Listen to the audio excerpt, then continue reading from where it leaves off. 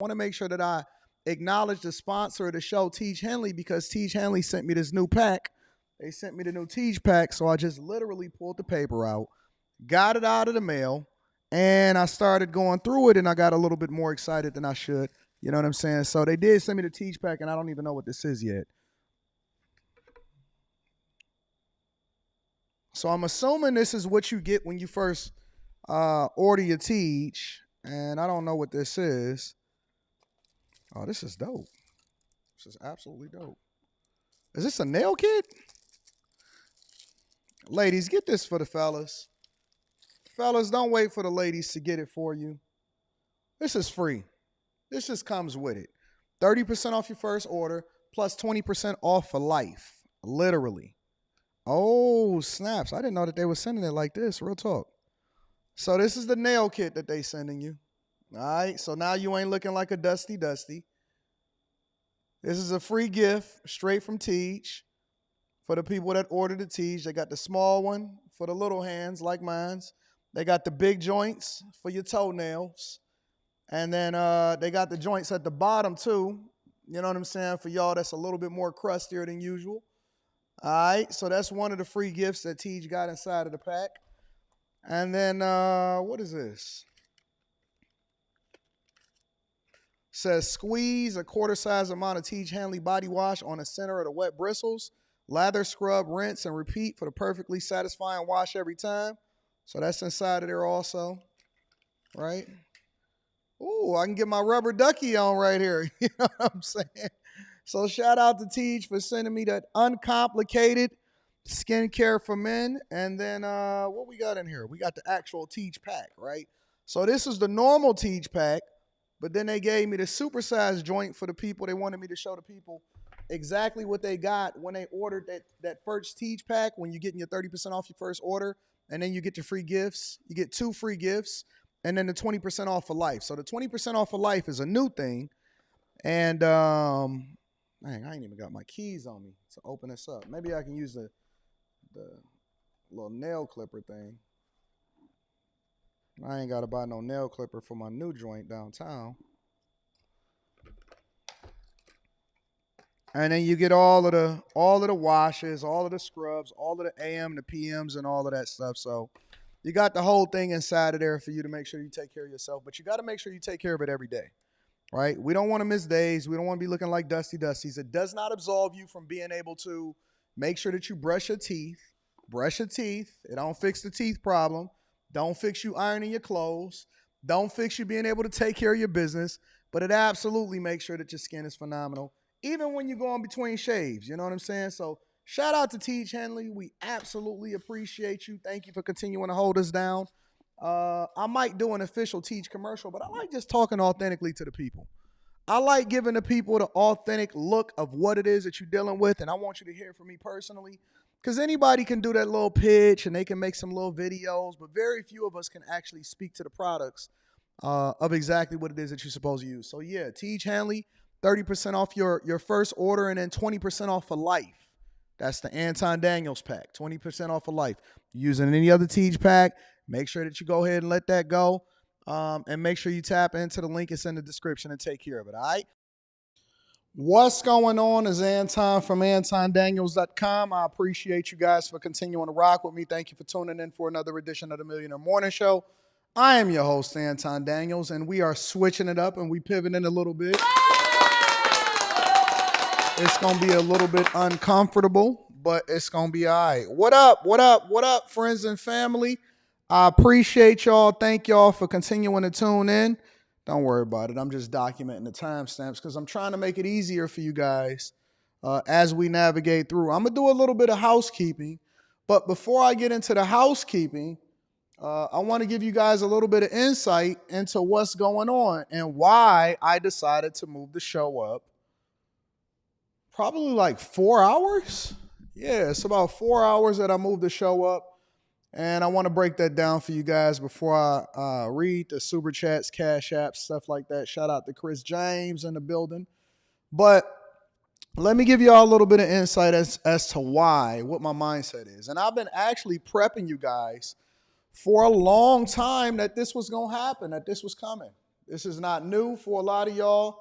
Y'all already knew that it was coming, so this is not anything that you should be surprised about. I said that I was going to be switching and pivoting it up and making sure that I drop it early in the morning or I live stream early in the morning, and it's going to be a little bit of uncomfortable change, but we already know that, right? Change is always uncomfortable, and I already hear some of y'all cries, oh, Anton, we really used to the Millionaire Afternoon Show where you do it at 11:45, 12 o'clock p.m., 11:45 a.m. Don't worry about it. We're going to make some adjustments. We're going to get used to it. One of the reasons is several different reasons why I made this change, okay? The first reason in which I started to think about changing it to the time that I'm doing it to now, which is 7 a.m. Eastern, and I may pivot with it a little bit, right? I may make some adjustments and maybe do 7:30, maybe even 8, depending on what happens over the next month. But this is a 2 to 3 month transition, so to speak, meaning that you guys don't get used to what we're doing now until probably about 60 to 90 days, because that's when you develop a habit. When I first started this channel was the original After Hours. So you guys know that I have a channel called After Hours now, but that After Hours channel is largely an ode to what I originally created, because this channel was actually a late night channel / 9 p.m., 10 p.m. type of channel. We used to have a lot of the good conversations or whatever.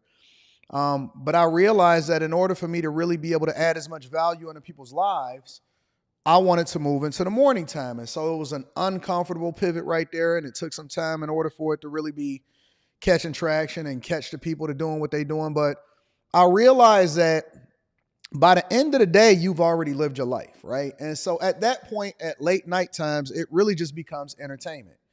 It's not anything of value. You're not really retaining anything. And so a lot of the books that I've read in my lifetime basically tells me that the people that are the most successful are the ones that get up early and take care of business. Early bird gets the worm. In addition to that, it used to be somewhere around 8, 9 a.m., and the reason that I used to do it at 8, 9 a.m. is because it allowed for me, once I transitioned back into corporate America, it allowed for me to make sure that I could move some stuff around depending on my meetings. Well, after we had basically solidified that we wasn't ever going back into the office again, we slowly got lazy and we started to move it back out. And then, stuff would get in the way. And then we went to 10:30 and then we went to 11 and then it went to 11:30 and we kind of settled at 11:45 a.m. And then eventually it was like 12 p.m. and we just started getting a little bit too lax and a little bit too relaxed. So I had already started thinking about, hey man, I want to start transitioning, getting back into the morning show, getting back to the name of the show and stuff like that. And in addition to that, I had a bunch of meetings yesterday, and we had some team meetings and things like that. And then I had a personal meeting with, my higher up. And it was like, Anton, we trying to figure out how to basically get everybody back into the office. Keeping it 100 with you. They're like, look, everybody that we hire, that we vet through, that we interview at this point, they got to be willing to come into the office. And so we've been even talking about people going back into the office across America, and that's pretty much over for a lot of people. Either people are going back into the office or they're working some form of a hybrid schedule, and we already know what that is. It could be because they incentivize to do so. They think that people are more productive. A lot of people messed up working from home because they wasn't doing what they were supposed to do. Whatever the reason is, they like, yo, Anton, is it possible that you can even come in like one day a week? And I'm like, But then again, I'm thinking to myself, why not? Corporate offices ain't really that far. Well, we got a lot of satellite offices, but one of the satellite offices isn't really that far. I like dressing up and going into work. Y'all seen me late night last night. That's why I had that shirt on, because I went into the corporate office. And I got a bunch of shirts that I don't even wear. I got the monogram, the AD on it. And so I like that. It's cool. Going in once a week. They're probably going to start to push it a little bit and say 3 times a week. But I'm open to the possibility. And I'm not open to the possibility of a fumble in the bag, because I had already started to think about the possibility of getting back into the morning show also. Also, I think that the most profitable shows, the ones where people make the most money in, national TV, I'm not even talking about streaming, because a lot of streamers miss miss the sponsorships, all of that stuff is the morning shows. When you look at the Good Morning Americas and stuff like that, those are the ones that really generate the most revenue from a sponsorship perspective and making sure that people are getting to that bag. So, I figured why not just go ahead and cancel yesterday since I had a lot of meetings. We're going to do a makeup show on Saturday. And then last but not least, we just put the timestamps in order to make sure that people get to the bag, take care of the business, and, kind of push people, kind of transition people because it's a lifestyle. What we do here on the Millionaire Morning Show and the Bag Chasers and the Patreon is that we adopt lifestyle in order to make sure that we push ourselves to be more successful. It becomes a lifestyle. Me getting up at 4:35 in the morning, I'm already up at 4:35 in the morning. And so I'm already planning for my day. I'm working. I'm like, man, we might as well just get straight to it. It makes it easier for me to, as soon as I get out of here, I jump on a meeting, I go straight to the gym. And then I can head into the office or something like that, depending on what day of the week it is or whatever. So I just think it's a great opportunity. I think it's going to be something that ultimately benefits us. I also think that long-term we catch more people because we catch the people that is going to work, and then the ones that want to kind of look at it as a podcast, or people that are used to streaming it at the times that we were streaming it before, the afternoon, 11, 11:45, 11:30 at lunchtime. They can still catch that, and it'll be easier for them to be able to find what they're looking for because I'll put the timestamps in immediately after the show is over. And, we just making adjustments. We figuring it out. So, I'm trying to figure it out. I know the people on the West Coast, Los Angeles, Sacramento, Mountain Time. It's a lot of people that's over there to watch the show. We gonna figure it out. I know y'all might be a little bit uncomfortable because it's really early over there, but early bird gets the worm, and we got to get to the bag. We're not wasting no opportunities. We always want to grow. We always want to figure out how we can do things differently. We always want to figure out how we can get to a bigger bag. And I think that this is the play. As a result, if you noticed yesterday, I also pushed Wednesday night's live stream up to 9 o'clock, 9:15. We got started at around 9:20. I was a little tipsy. No worries. I absolutely love what it is that was going on there. I said what I said, and I meant what I said. But I pushed the afternoon shows up a little bit. So outside of Monday, which we always live stream at 10 o'clock a.m. Or 10 o'clock p.m. Eastern, which is 9 p.m. Central, 8 p.m. Mountain, 7 p.m. LA time, Pacific, I think. Aside from that, everything is going to be moved up. So whereas we would get started at 10 o'clock, 11 o'clock p.m. or whatever, and then I wind up getting to bed at like 1:30 in the morning and then get right back up, everything is being pushed up. Everything is being pushed up. So we're going to start doing 8:30, 9 o'clocks for Wednesday nights, probably more like 9 p.m. for after hours joints. And we're going to get it in so that you guys can actually get some rest, get some box. You know what I'm saying? Brush your teeth. Make sure you get that Tiege Hanley. Shout out to Tiege Hanley, sponsor of the show. We appreciate you. And be refreshed in the morning. And then we're going to have our weekends off. And just as a caveat, because I love y'all, I very well may do some live streams at the normal time that we normally do it, depending on what my schedule is, depending on if I go into the office. I very well may do some live streams here on the Millionaire Morning Show. Not in the same format like, what we would usually do as far as the quick hits and the stories and stuff. That's going to be reserved for this time, for the morning. But I very well may do some impromptu live streams on the Millionaire Morning Show outside of the morning show itself. So I'm actually curious as to what your feedback is. Let me know inside of the comments. I see everybody out here in the chat. Thank y'all for continuing to rock with me. Thank you for continuing to tune into the Millionaire Morning Show. You guys are the greatest audience on earth, and give yourselves a round of applause. All right?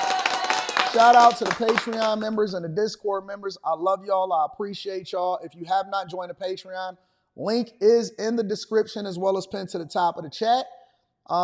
We going to get that in. And what else? Tiege Hanley. Shout out to Tiege Hanley, sponsor of the show. 40% off your first order plus 20% off for life. 40% off your first order, 20% off for life. If you guys are not a part of the Tiege family and you're using any other Tiege pack, cancel that. Come on over to the good side and get that Tiege pack. Ladies, get it for the fellas. Fellas, don't wait for the ladies to get it for you. And let's get it in. No, this is live, big dog. We getting it in live. What else? What else? Again, tap into the Patreon. Link is in the description as well as pinned to the top of the chat. And then let me acknowledge the people out here in these streets before we get started with the show. We got a full show. And it also allows for me to really be able to cook up without any kind of time restrictions. So first and foremost, I want to give a shout out to my dog, Mike That Dude. Shout out to Mike That Dude is in the building. Thank you for supporting us here on the Millionaire Morning Show. Melvin Johnson Sr. says, salute AD, put Cameron on payroll, she cooks. Man, it's expensive. Content creators is expensive. Let me just tell you that. Because I take care of my people and you never hear anybody complain. That's a part of the role. Content creation is expensive. Also want to give a shout out to my girl Molly. Shout out to Molly for supporting us on Cash App. I appreciate y'all. Or I appreciate you, Molly. Thank you for supporting the platform. Let me read some of these other super chats and then we're going to go ahead and get started with the show. Shout out to my dog, Chris James. Says early morning donation. Chris James is rich, y'all. That's my rich friend. Anything you do in life, make sure you get you a rich friend. It's always going to be better on that other side. You ain't got to worry about splitting the check and none of that. They be trying to get the check before you even get to it. Get you a rich friend. Latrell M is in the building with the 2-ball. I appreciate you for supporting the platform. Self-Made Forever says you made the change and we still here. So what up, though? Shout out to my Detroit Bridge ran in the building. I appreciate you. Larry Summers, what up? Says, nice. I like this time. I'm looking at the pre-market and needing something to listen to. Hashtag. See, it's some people that get it and there's some people that understand it. Onye says, finally get the chat since I'm not ear hustling the show at work. See what I'm saying? I'm on y'all way to work. We can jump in that morning ride. We can ride out. We can get to the bag. Good morning, Anton says, Jamal Fowler. Let me give a shout out to all of the latest bag chasers. Jamal is one of the latest bag chasers. My dog, Mr. Lot, says, return to work had me responding to management like Tiffany. Man, let me tell you something.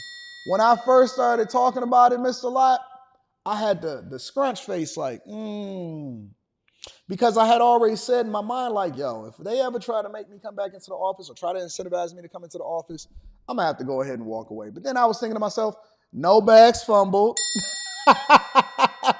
No bags fumbled, Mr. Lot. Sister, shout out to my girl, sister. Says, Mr. AD, I think these new times will work better for our circadian rhythms. Talk about it. I agree. I think it works better for me. I feel like I'm more energized. Life is good. I could take a nap after I go and work out. You know how it is. You can do that healthy stuff. Shout out to my dog, Bitcoin Brown, in the building. Says, hey, yo, I like this new time. Shout out to the boss. We moving. Let's get this money, Bitcoin Brown. Talking to you on the weekend. We're going to get that money, all right? New merch launching, everything launching, new site launching, all things new, all new money. And we got to try to keep our head because when we drink that, hey, keep them drinks away from me. At night, keep the drinks away from me because when I start sipping on that Le Portier, it might get a little bit toxic. You know what I'm saying? Y'all ready to go ahead and get into the show? All right, let's get to it. First things first, quick hits. Quick hits is a segment of the show that we don't necessarily think that that we have to talk about every single thing in its own individual segment.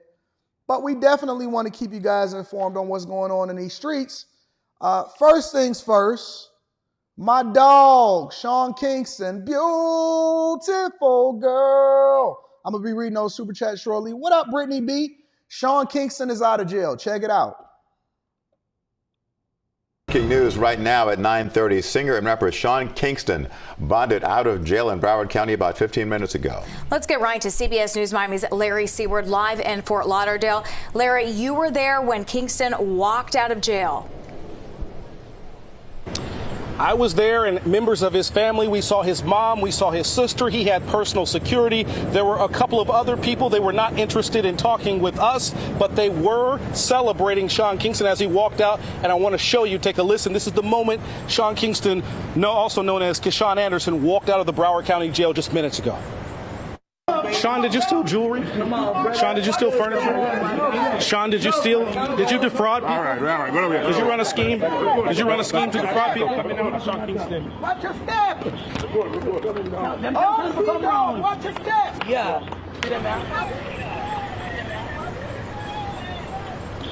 That is a little bit of the exchange. We tried to ask him questions over and over again for about 3 or 4 minutes. The only question that he answered was as he was getting in the Maybach that pulled up to take him away. I asked him if he owned that Maybach or if it's rented, and he told me it is mine. Check the license plate. He is facing felony charges. He's accused of running an organized scheme to Listen, I believe that everything is a play.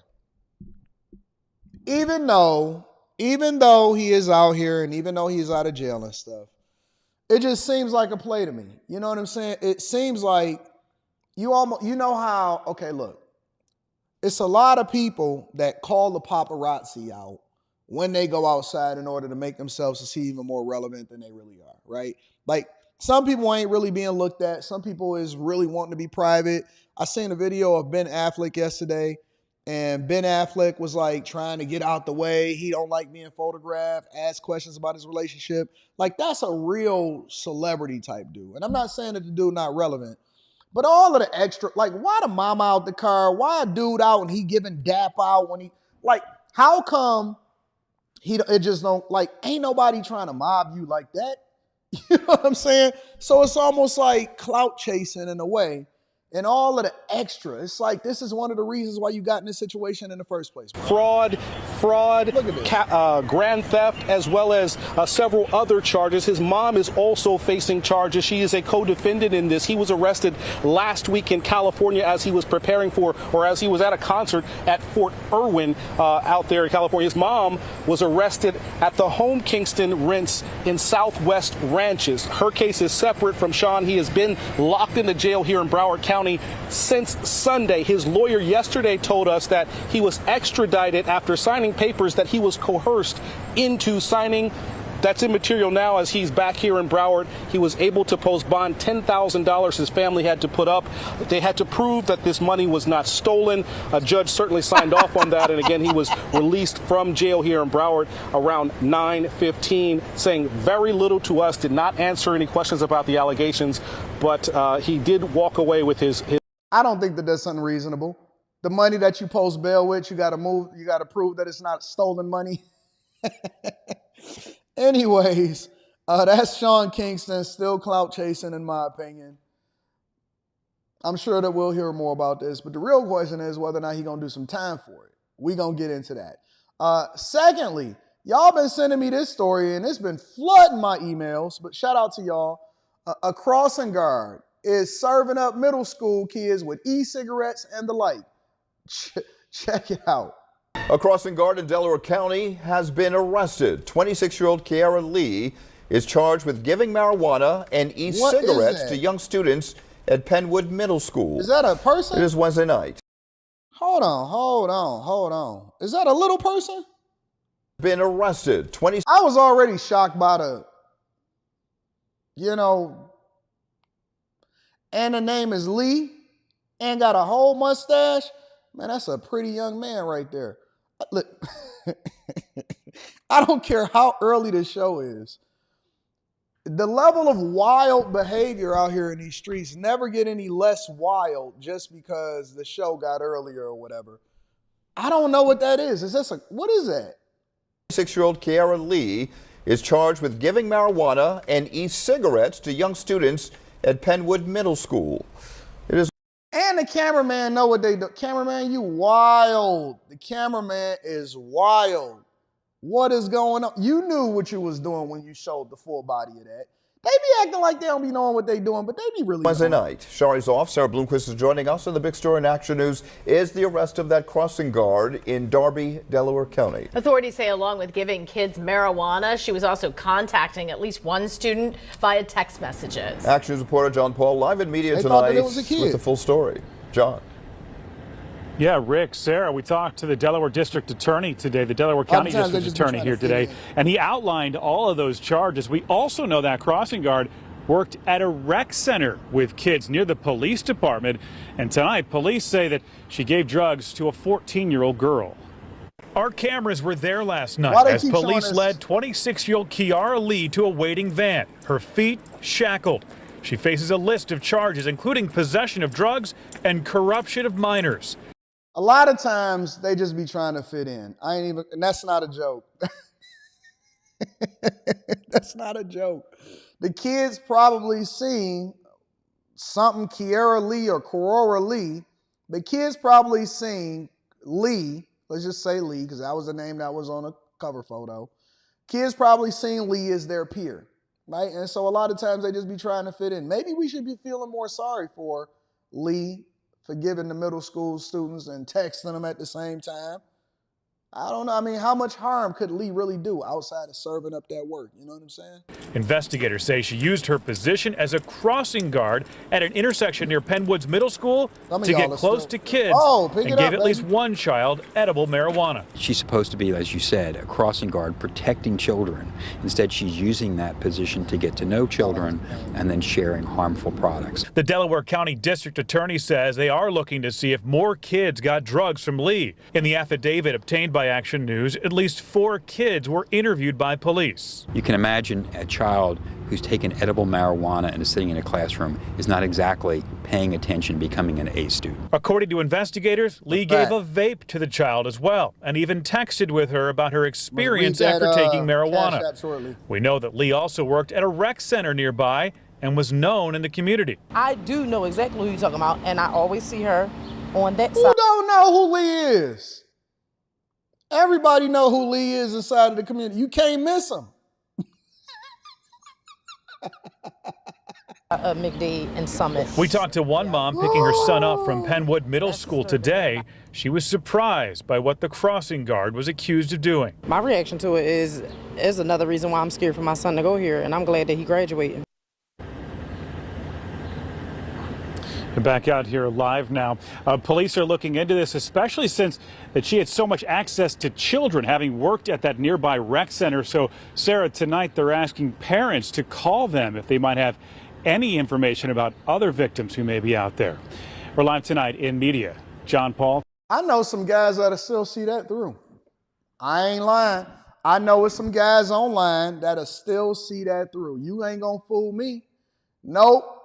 I think that Lee would definitely get it from a lot of these crazy dudes out here. They go, man, she a grown woman. I know. Beard and all. Last but not least, Tiffany Henyard. Now, you know that we're not going to do a whole segment on Tiffany today. I'm kind of tired of Tiff. I ain't even going to lie to you. I'm a little bit more tired of Tiff than maybe everybody else. I know Tiff is tired of Tiff too.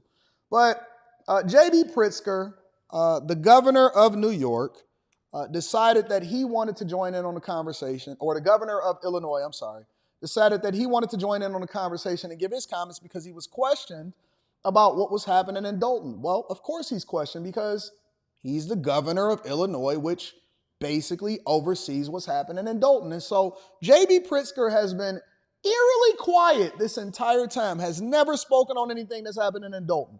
Always got something to say about the migrant crisis. Always got something to say about what's happening in Chicago. Justifiably, Chicago is the largest city inside of Illinois.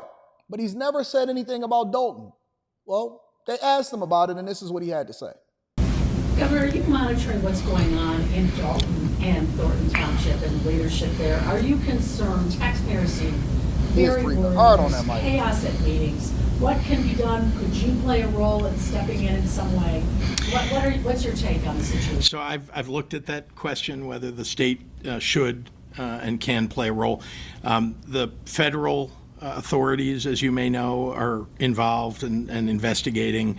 I've read that. I think that's a public piece of information. There is an investigation that's been called for, and now I know there was a veto that was overridden that will now allow that investigation to go forward with former. Basically, he giving the tea. He said, listen, it's a federal investigation happening. We know this, we know that, or whatever. He basically giving us the alley-oop to say Tiff is going to be locked up and going to jail. That's my translation of what he's saying right now. Mayor Lori Lightfoot in charge of that. I think that those are two pretty good authorities for looking into this, investigating it, and getting to the truth. And the state, when you did look into it? We'll support them. Well, we looked at whether we ought to put resources, whether it's state police and their anti-corruption efforts, or asking the Attorney General. The reality is that there are already two pretty significant investigations going on, and so we'll support them in every way that we can.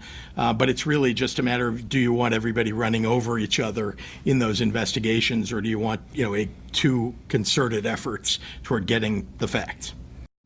That's pretty crazy if you think about it. A small-time mayor, which we discovered her by basically laughing at the fact that she was out there trolling and absolutely tearing up her own city. But we didn't know to what extent she was tearing up her own city. We just thought that she looked like Lil Wayne with a wig on. But it's absolutely insane to think that it has translated now in the middle of the year in 2024. We discovered her in 2023. But now it's a concerted effort and basically an investigation by multiple different federal agencies, including the state, to determine whether or not this woman just absolutely just ruined everything that was happening over in Dalton, Illinois. It's crazy, absolutely crazy. But, ladies and gentlemen, that is your quick hits. All right, let me go ahead and read some of these super chats, and then we're going to get it popping. First of all, let me give an acknowledgement to my guy, Augustus Smith, over here on Cash App. Thank you, Augustus Smith, for holding me down. I appreciate you. Said, this is for the early birds. I appreciate you for holding me down, big dog. Thank you. And everybody that gives anything to the platform, I don't ask for it, but I absolutely appreciate you guys always holding me down. So it does not go unnoticed. And this is one of the reasons why I like to acknowledge everybody that contributes over to the platform. Brittany B, back in the building, says, morning, family. What up, Brittany? I appreciate you for rocking out with us. The Gray Way says, I'm up making music, but listening to you too. Shout out to the Gray Way. I appreciate you. My dog, Classy Beats, is in the building, says, I'm loving the new time, AD. Glad I can catch the live stream. See, it was a lot of people that couldn't catch the live stream. Debt Free Dad says, new time, I can tap in on a ride into the office. Shout out to my dog, Debt Free Dad. I appreciate you. And everybody that contributes into the platform, you are absolutely positively loved in these streets. You know what I'm saying? Well, let's go ahead and get into the show officially now that we got all of the pleasantries out of the way. You know what I'm saying? First and foremost, we do that right? Hold on, let me see something.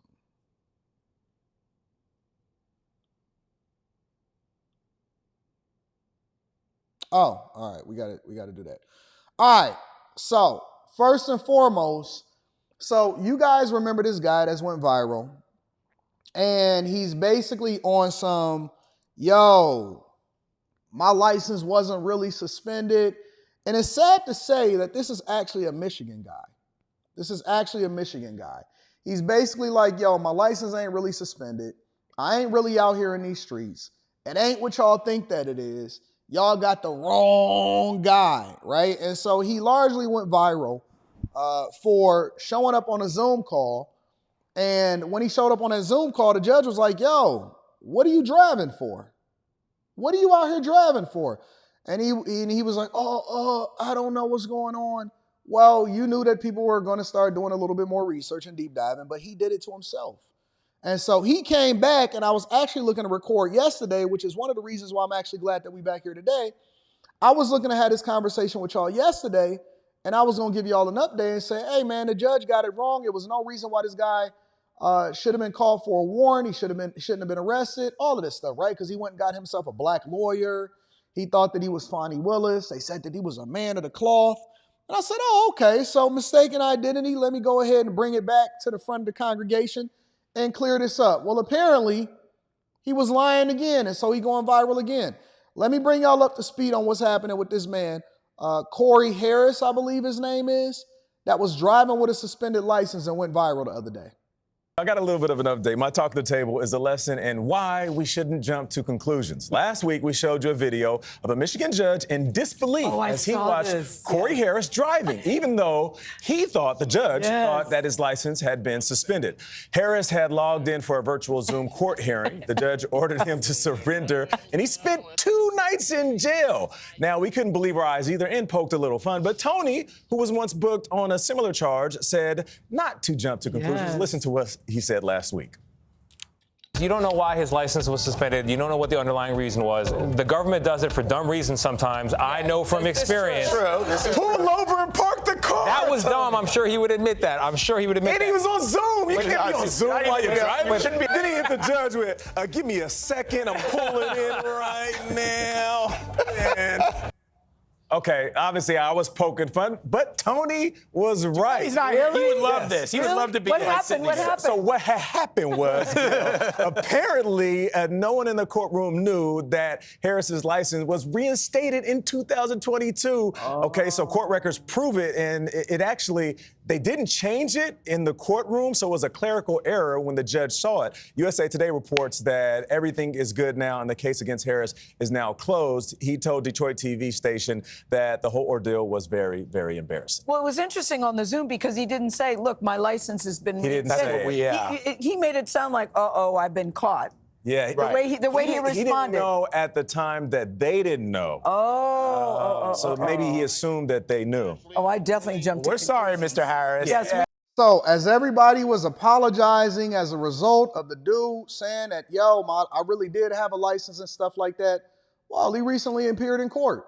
And so let's actually listen to what happened inside of court when he stepped in with his lawyer to basically say, hey, man, my license is really valid and y'all got the wrong guy. People are saying, and quite frankly, your client has made the assertion that the Pittsfield Township, as well as this court, was acting on some type of defective or faulty information, which I will tell you, counsel, caused the court, given what the court did, to investigate what my ruling was. And I will tell you that that assertion is absolutely correct with reference to any faulty information that either came through to the Pittsfield Township Department of Public Safety or to this court ultimately at the May 15th hearing. And I think it needs to be stated, I've been asked for comments. I have refrained from comments, as is my normal practice is. This court with the pending case will speak on the record. And so I am going to make sure that the record is very, very clear as to what this court knows and what this court acted on May 15th. And we can start with this. And my basis for doing it is because of what was said about what this whole process was. And that an indication, counsel, and I know, counsel, you've been before me. Had to get up, turn the light off, because we got that natural light coming in now. It's different in the morning, right? When you start the streaming, it may be a little bit dark, a little bit more cloudy. So we got to adjust the camera. We got to turn the lights off a little bit because the sun coming up. I like this time. Absolutely. I know it is not coming from you, but you also know how I am.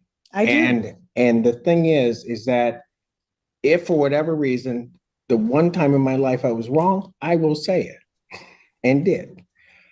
But when I'm not wrong and when people are not to blame, then it also needs to be said.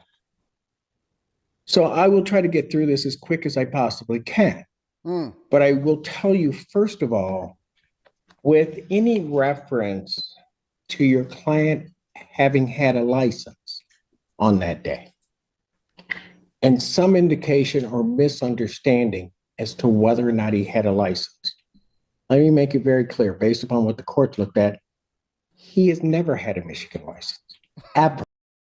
They said this man, listen, bro, This is why I say on a regular basis, you cannot believe everything that everybody say just because the news reported. And this is why I like to do deep dives. This is why I like to better understand what's going on. You cannot just by default start to believe every single thing that you hear, because just because he got on the news and just because he had a lawyer don't mean that he was telling the truth. The judge had to go back and do research. He said, listen, did we get it wrong? Let us go question ourselves. Let us go find out what's happening, right?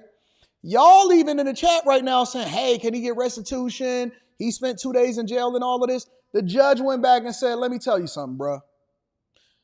I don't even know why you wanted to make this a thing, because all you doing is going viral again. You never had a license in Michigan in particular. He said, listen, if I'm wrong for the first time on this court bench, but you ain't never had a license, bro. Never. Listen, man. I don't know why y'all continue to shoot yourselves and y'all continue to have self-inflicted wounds out here in these streets. But all you doing is, he was better off taking his little, taking his L, getting your license cleared up, making sure that you go ahead and fix the situation and keep it moving. He gonna go to trial, and he gonna go out there with his judge like he was right. And he ain't never even had a Michigan license. You ain't never had a license. And see, this is why y'all be making y'all look foolish.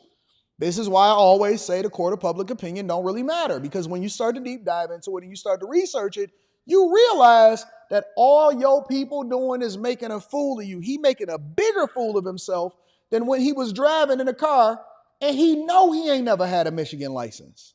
And has never had a license in the other 49 states and commonwealths that form up this great union. He has never had a license. In point of fact, when they suspended his license, and what people don't understand, when they suspended his license in Saginaw, they don't suspend the license. They suspend the privilege to drive in this state.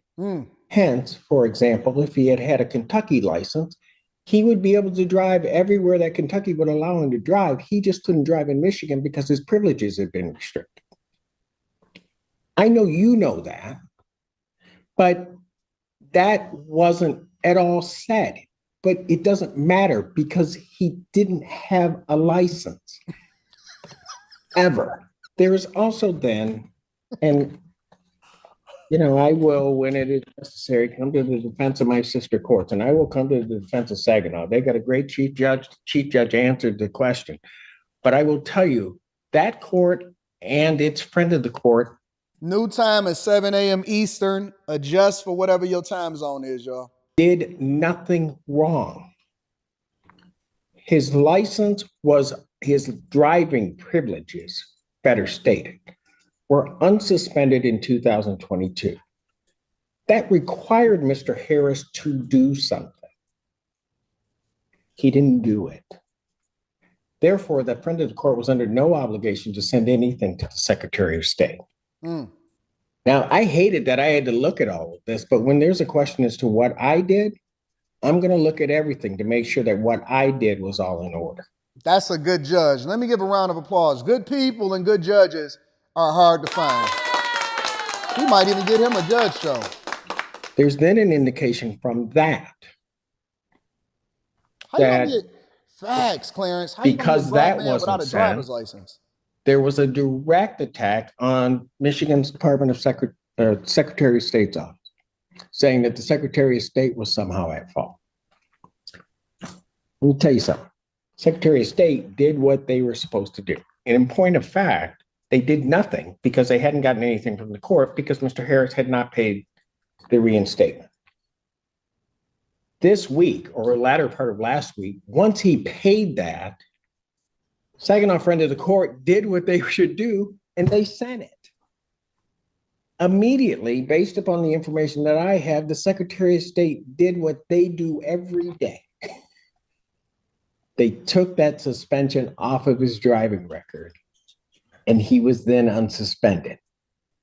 And then your client did what he needed to do with reference to the Secretary of State and paid a Just a second, Mr. Schiller. I'm going to let everybody respond because Thank you. I am not done yet. Okay. All right. I ain't done yet. You're covering a lot Grown of man points ain't for me. taking Thank care of you. his business. And so that came down to that. So the information at the time I knew y'all was gonna like this time. I had, that Pittsfield Department of Public Safety had, was all correct at the time of. He said, don't question what I got stop, going on. as well as the May 15th day. It was all correct. There was no error by anybody. It was a failure on the part of Mr. Harris to do certain things. Now, I grant you that sometimes that can be a complicated process, but it was certainly not anybody's fault that that didn't happen, other than that wasn't paid. Facts. Now, here's the other thing, and I'm like maybe in church where I say I'm about finished now. But the other part of this is this stop was in October. Shout out to my girl Marva. Most of the cases that we've heard just in this last afternoon are driving while license suspended cases. That's part of my Wednesday. What's up, McCole? We go through great pains to try to get people their licenses back, which is really how it should happen. Between October and because I don't live under a rock, I actually watch things. You look very nice on TV. Thank you. You're welcome. Talk your talk, Judge. Hey, he was a player back in his day. Look at his undergarb. You know what I'm saying? He got the red. He said, listen, I got my hair sprayed on. Judge got spray hair. Y'all didn't know that? And I ain't mad at him. Judge said, listen, I'm looking good. He said, I watch everything. I'll be looking at all of the viral videos. I'm on TikTok. He said, and Judge, you looking kind of good. You look good on TV too, baby. Player. Hey, back in his day, I guarantee you he was a ladies' man. Shout out the Judge. Shout out to the Judge. He said, babe, let me rewind that for a minute. He said, I watch everything. I don't live under a rock. See, y'all sitting there talking to me, acting like, Anton, you crazy when you mention these women and say that they look good and you so easily get distracted. Even the Judge is out here talking to the lady. He said, listen, man, listen. And I'm a man. You look good on camera, baby. Aside from the fact that his license was suspended, shout out to Pookie's friend Ray Ray. I'm going to read that super chat shortly. He said, and by the way, you look good on TV, Judge. Make sure you send me over your number. Talk to me. Are you married? No. Come sit on a black couch. Shout out to the Judge. All right, listen, he said it, I didn't, so now don't judge me if you ain't gonna judge him. And because I don't live under a rock, I actually watch things. You look very nice on TV. Thank you. You're welcome. There was something that was sad, that was very disturbing to me. Talk to and him, I'm just going to Kiana. let you know because I believe in being fair with everybody. The question was asked along the lines between October of 2023 and the point in time of the May 15th hearing. Was there an attempt by Mr. Harris to correct his license? Here's the part that was disturbing for me, so that you know. Okay.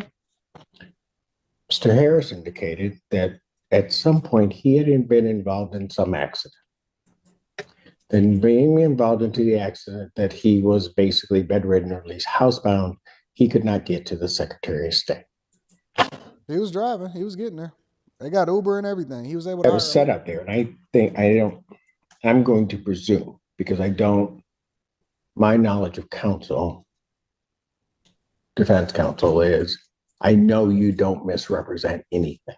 Right. You never do. Right. Giving her a lot of compliments. That's a lot of compliments. That's not true. Watch it. Watch it. Now you reprimand. He purposely stated that he could not get to the Secretary of State. which for the way we handle things in this court would have placed him in a whole different category. We would have tried to find a way, let's figure it out. And the reason I know that is because Mr. Harris, on December 28th of 2023, do you know where you were? December 28th, 23. 23rd. 2023. I know I was laid up from our accident. You were at the Secretary of State's office. And you were at the Secretary of State's office because you redid and got your new Michigan ID. Woo! I have the date. That's the date you did it. December 28th, 2023. You did. And so that you also know, and in all fairness to counsel, because I don't know if counsel knows this or not, the way I know that he's never had a license is because May 3rd, 1990, he was 19 at the time. May 3rd, 1999, he applied for his first Michigan ID. Counsel knows, so I do. You cannot have both. You either have an ID or you have a license. One of the two. He has religiously every year gotten a new ID. And so he knows that he doesn't have a license. And quite frankly, I just wish he would have said that at the beginning. And all of this hoopla could have been just put all aside. So dude is willfully lying to us, lying to the court.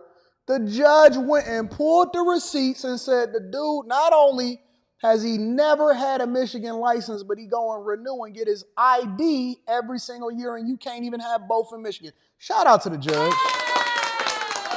Shout out to the judge. He said every single year he renew and get this ID. He wanted to go out here and clout chase. He wanted to try to make it seem like we not doing our job on the bench, that we not doing our job with the Secretary of State. And so the dude was basically lying, and he said that he was a part of the clergy. Y'all better watch these preachers, teachers, deacons, or whatever it is. Yo, how old was he, 19? I mean, he in his 30s? You mean you've been riding around Michigan all this time, and you still ain't had a license? And you know you can't get over on no judge like this. He not playing no games. He gonna pull the receipts. He already giving compliments. Judges that give compliments ultimately pull the receipts. So you got to be careful with that. And he know that he going viral. He gonna come on with his new threads. Shout out to the judge. I like that. Getting to that bag, getting that money. Shout out to Judge player. You know what I'm saying? Let me go ahead and read some of these super chats, and then we're gonna continue on with the show. Pookie's friend Ray Ray says the majority of the people I grew up with, I'm still connected to, have never had a license. What is wrong with y'all? Why don't y'all have a driver's license? Including my own sister. They just spend time in jail and they just keep driving. I can't be doing no time in jail. Not willingly. Not willingly. Forever ever says when they play Old Lang Syne, his pick is going up. Shout out to you. I appreciate you forever ever. Jamal Parks is in the building, says, I'm late, but I like the new time. Let's keep it up. Let's keep it. All right, since y'all like the new time, let me put something inside of the chat really quickly before we move over into the next part of the show. I want to put a poll up just to see what the sentiment is amongst the people. Before we move over into the next thing, I want to put a poll up to see how y'all feel about the new time.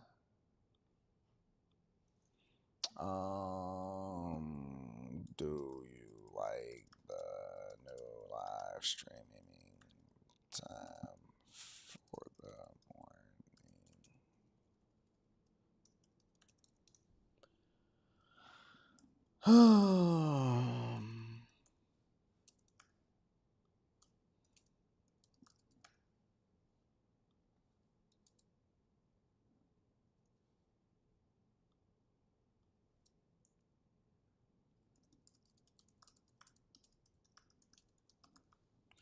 All right, So I got the poll that I'm putting up here for y'all. I want to get y'all opinion. Just dropped it inside of the chat. Just put the poll up. All right. I want to get the feedback from the people. The question is, do you like the new live streaming time for the morning show? Options, I love it, I hate it. And the last option is just make it a little bit later, just a little bit later. Y'all let me know. And I'm always a man of the people. So let me know what y'all think about the new times. And then we're going to go from there. All right? All right. So next thing that we want to talk about is New York congestion pricing. Now, I had explained to you guys a while ago that New York congestion pricing was going to go into effect. And what that basically was if you were driving into Manhattan, not even New York congestion pricing, but Manhattan congestion pricing. If you were driving into Manhattan, then you were now going to be charged extra, as though the people over in New York aren't already taxed enough and they don't have enough money that's going in the government coffers. But if you were going into Manhattan, that you were going to be charged an additional fee, and they were calling it congestion pricing. All it is another tax. That's it. You get taxed to death. But without further ado, New York governor is now saying that she's canceling or indefinitely pausing congestion pricing. And I have an idea as to why, but let's deep dive into it. Make sure y'all vote on the chat, on the poll. I'm going to be reading that super chat shortly. I love y'all. I appreciate it. Let's get to it. Well, this is a major development. Congestion pricing will not go into effect here in New York City at the end of this month, after all. New York's Governor Kathy Hochul announced today that this first-of-its-kind initiative is postponed indefinitely. Now, on this map, you see the area affected. Under the plan, most drivers would have to pay $15 to enter Manhattan at or below 60th Street during peak hours. The governor says the policy's goal was to reduce traffic and emissions, as well as raise money for improvements to the transit system. She released a video statement earlier about her economic concerns. So after careful consideration, I have come to the difficult decision that implementing the planned congestion pricing system risks too many unintended consequences for New Yorkers at this time. For that reason, I have directed the MTA to indefinitely pause the program. Let's bring in CBS News New York reporter Lisa Rosner. She's outside of the governor's office here in New York City with more on this. There was such an effort and a push to get this done. Why is the governor reversing course? Errol, that's a good question. So sources tell CBS 2 part of the reason here is politics, and then the other reason, which she stated pretty clearly in the video, is economics. We've seen inflation, and we see that businesses here in Midtown Manhattan are still struggling to come back from the pandemic. On the side of the politics, what sources are telling us is that this is tied to Democrats needing to win over some seats in the House in the upcoming election. And more polls have been showing that people in areas like Long Island and upstate New York were not supporting this plan. And I remember as this... So let's stop there. What did I tell y'all when I first started this show? Shout out to Les. I'm definitely going to be reading that super chat shortly. What did I tell y'all when I first started this show? No matter what we talk about, right? Because people just want you to talk about stocks and all of that stuff. And if you want to get that, we live streaming probably Sunday or Monday. And one of the beautiful things that we'll be able to do is Stock Club. As a matter of fact, our next Stock Club is next Monday. We're doing Stock Club this Monday, upcoming. And it's going to be pretty much right after the show. Inside of the Patreon. So if y'all not bag chasers, if you're not a part of the Patreon and you're missing out on all of these money tips, then you definitely want to do so, because I break it down all the way down to a C student's perspective so that you guys are not completely confused and you understand exactly what you're investing in. I'm not here to manage your money. I don't manage anybody's money. I don't take any money from anybody. But what I do is I teach you how to fish for yourself. So we're going to do Stock Club this upcoming Monday, right after the Millionaire Morning Show, and we're going to get it popping, all right? But I always tell y'all, because people always want me to only talk about money. No, we need to talk about everything, because as I explained in Stock Club, in the most recent Stock Club, that every single thing that we do, especially when it comes to politics, news, rumors, cities, anything that happens throughout these streets, it all comes back down to the money. It all comes back down to the money. And how does it come back down to the money? How does politics come back down to the money? Well, they're going to say, well, you know, it's inflation and the people are suffering too much. Listen, if you really cared about the people, then you would lower exactly what they're being taxed inside of New York anyway and make it more conducive for businesses to be able to thrive there. You would limit the amount of migrants that's coming over into New York, that you're then spending an egregious amount of money per migrant inside of these hotels, and you're not really releasing a real budget and the real money that's really being spent on these migrants. You wouldn't be making yourself a sanctuary city, and instead you would be supporting what's happening in New York. But what's really happening is they're doing it because of this upcoming election. So they never going to say that outwardly, right? You got to be able to read between the lines. You got to be able to read between the lines. They're never going to say it outwardly. They're going to say, hey, listen, we care about the people. In reality, they really trying to win some more seats. In reality, they going to do this, and I guarantee you, I'm going to revisit this. I'm going to timestamp it. But what I'm telling you is that they are going to revisit this, and after the election, they're going to do exactly what they said that they was going to do, and that's why they said indefinitely, and we're pausing it. They said they're pausing it indefinitely. So after the election, because I'm sure that a phone call probably came in from Biden, it was like, hey, man, you're making it look crazy out here. We're trying to win some more seats, all of this stuff. After the election, this congestion pricing is going right into effect. It's absolutely going to happen.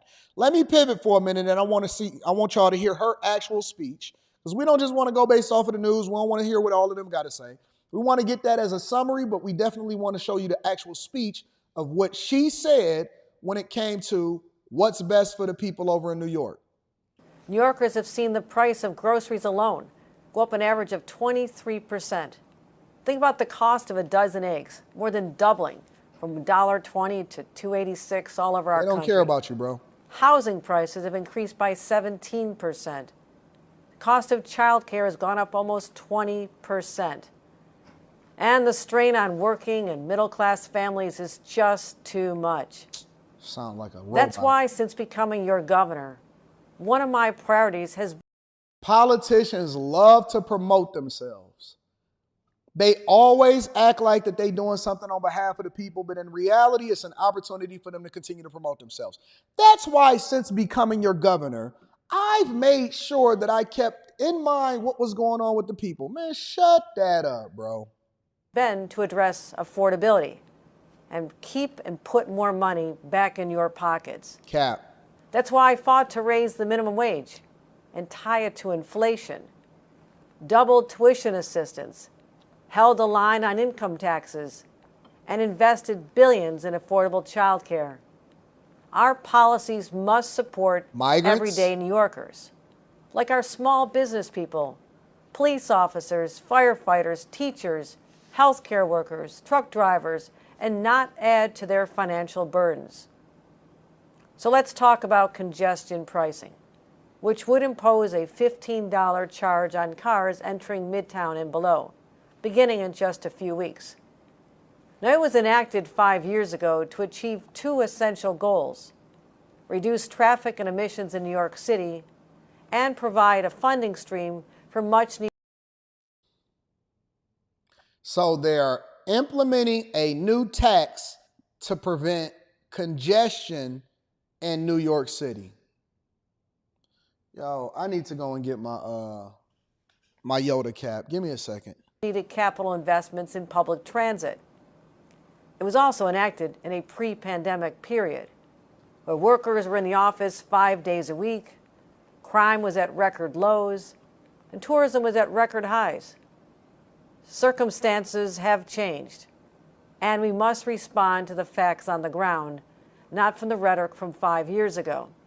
So after careful consideration, I have come to the difficult decision that implementing the planned congestion pricing system risks too many unintended consequences. Who wrote this speech for her, New Yorkers at this I'm going to read time. that super chat shortly. For that reason, I have directed the MTA to indefinitely pause the program. Now, I want to be clear.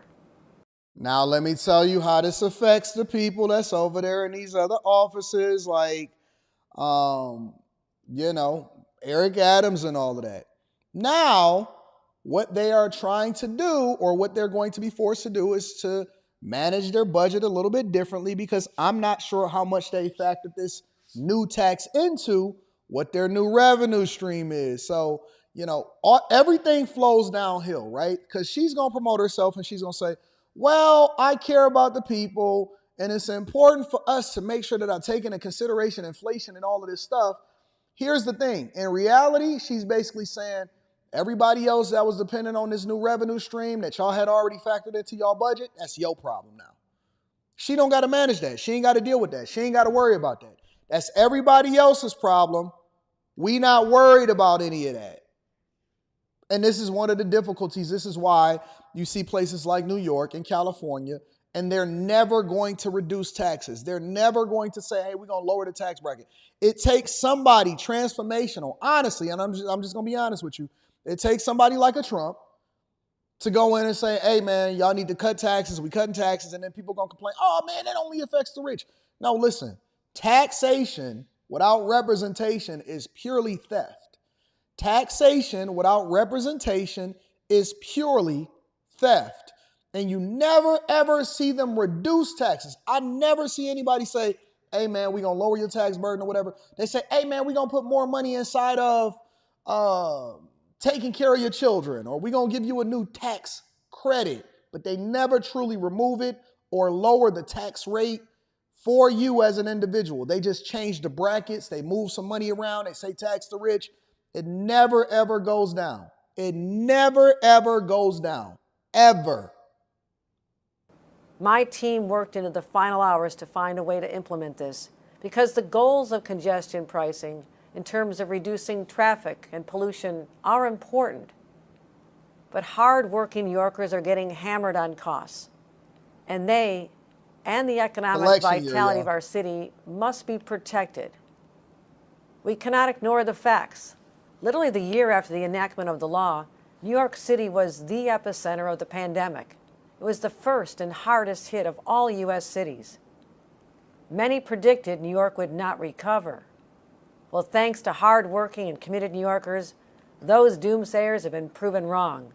Well, while our recovery has been stronger and swifter than anyone imagined, it is by no means complete. And we cannot afford to undercut this momentum, and I won't allow this delicate recovery to be jeopardized. Anyone walking through Midtown Manhattan or riding the subway, they've seen it. Streets and train cars are crowded Tuesday to Thursday, but much less so on Monday and Friday. Office attendance is down compared to before the pandemic, with many workers only commuting in 2 or 3 days a week at most. And Manhattan currently has a commercial vacancy rate of over 20%. This reduction in foot traffic has had an enormous ripple effect, with fewer people patronizing restaurants, delis, and dry cleaners. The idea behind congestion pricing is that it'll encourage many current drivers to shift to public transit. But there is a third possibility that now poses a greater threat than it did at the program's inception.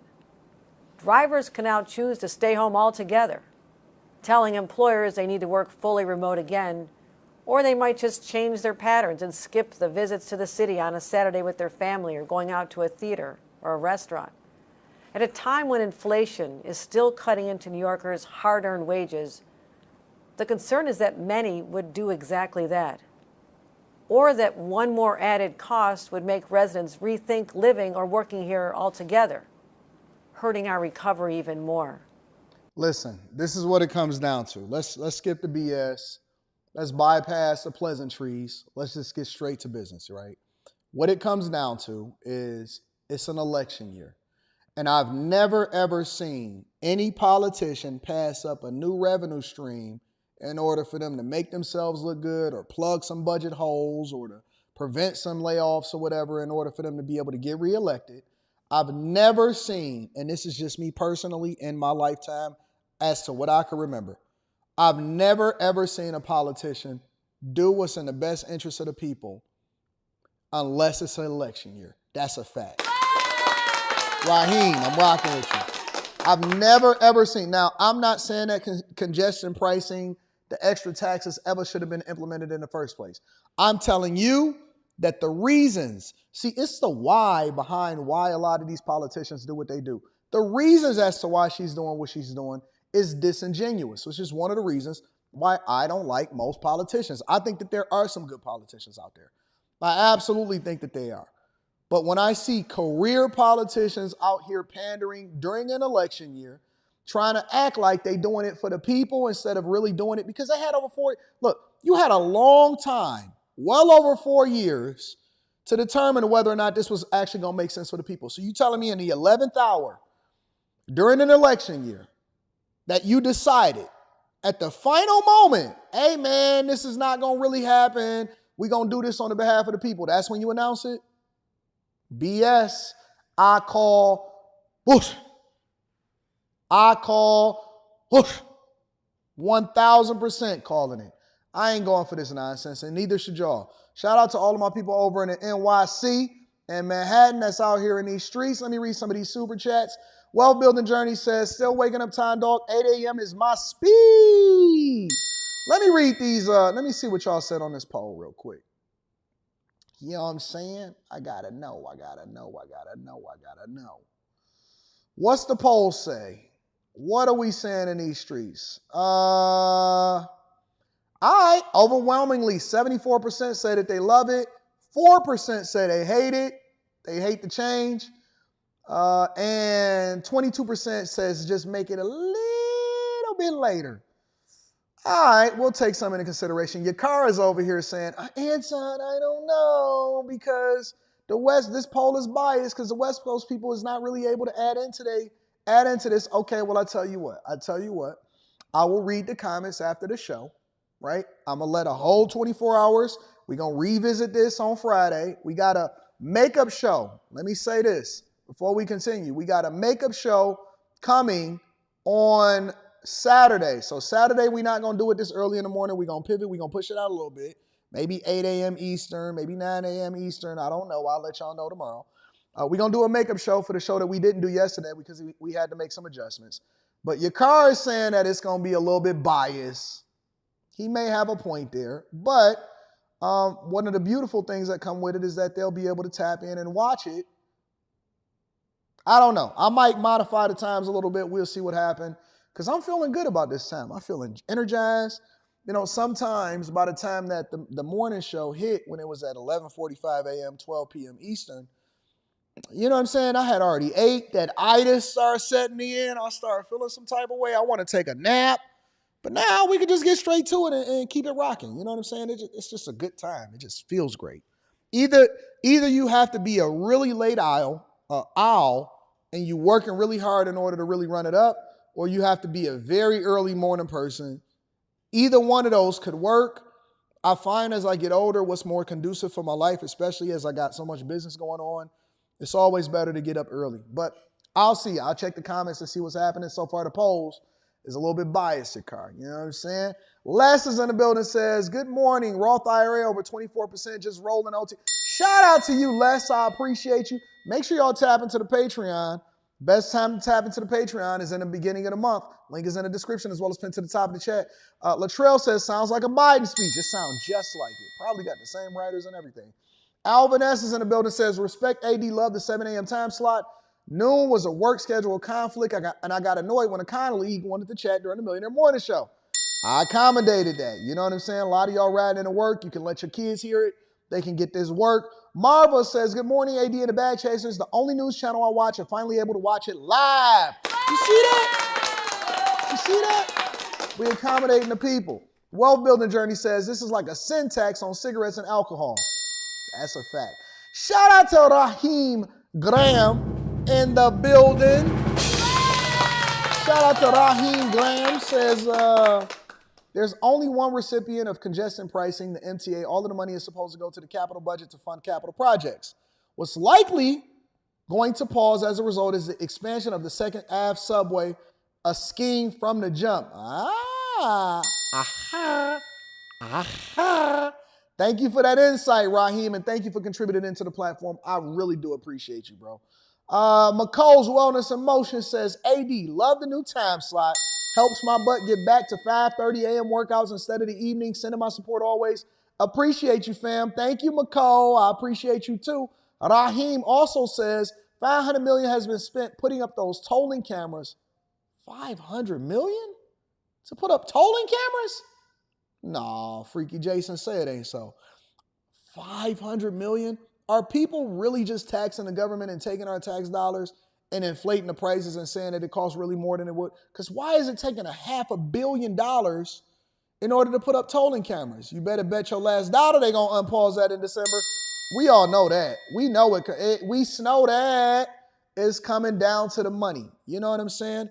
Anyways, make sure y'all tap into the Patreon. Again, link is in the description. Also, shout out to the sponsor of the show, Tiege Hanley. 30% off your first order, or 40% off your first order, plus 20% off for life. And a free gift out in these. You know what I'm saying?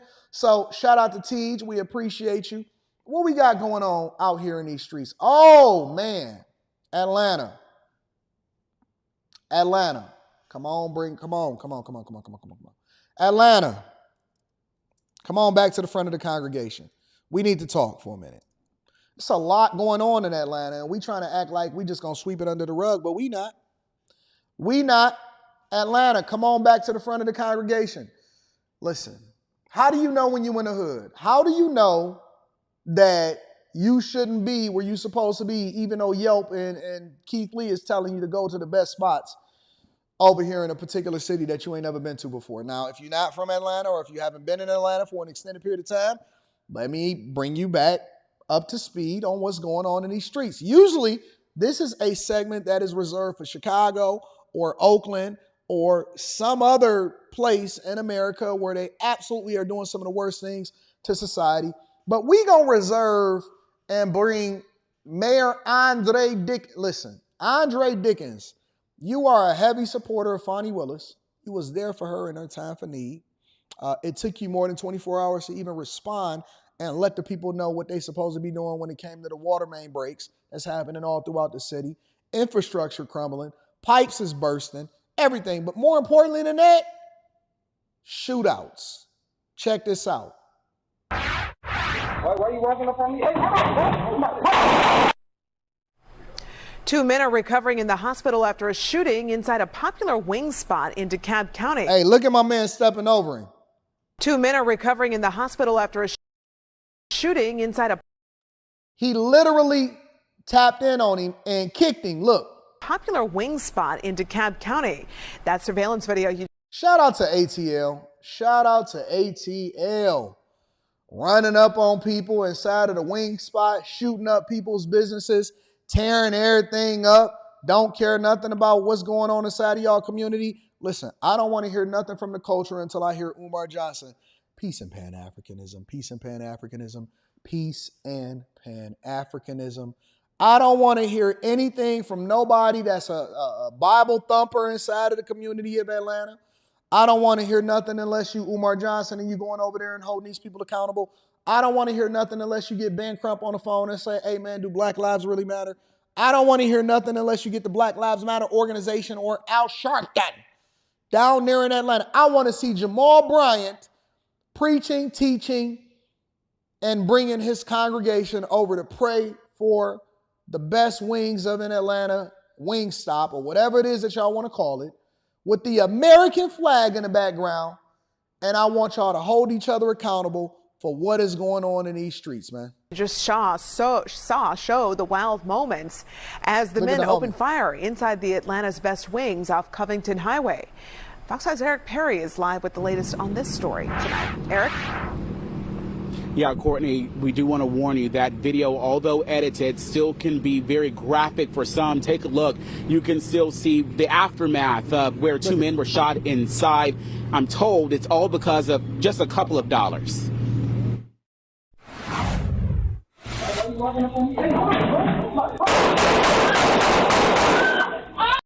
Got women in there, people in there, they trying to take orders, they trying to understand what's going on so they can go over there and make your wings or whatever, and y'all killing each other over a couple dollars? It's something that could be from a Western movie. Several men opened fire inside a popular wing spot in DeKalb.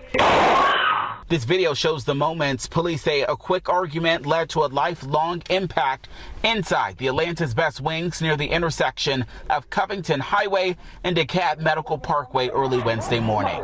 Hey, he ran up on dude from jump. That's why dude got the jump on him. He had a pistol. The other dude had a pistol. And before he could ever pull out, he walked in looking for a confrontation. That's why I stay away from y'all. I don't want to even be around y'all. Stay away from me, man. Get on up out of my sphere. I don't want to see y'all. I don't want to talk to y'all. I stay to myself. And whenever I see too many people in one spot that shouldn't be there, I go ahead and make the adjustment. I don't even need no wings tonight. Let me do that. Let the DoorDash people deal with that. That's one of the beautiful things that I love about DoorDash and Grubhub and Uber Eats and Postmates and all of that, is that they got to go out there and deal with the foolishness. Leave me out of it, bro.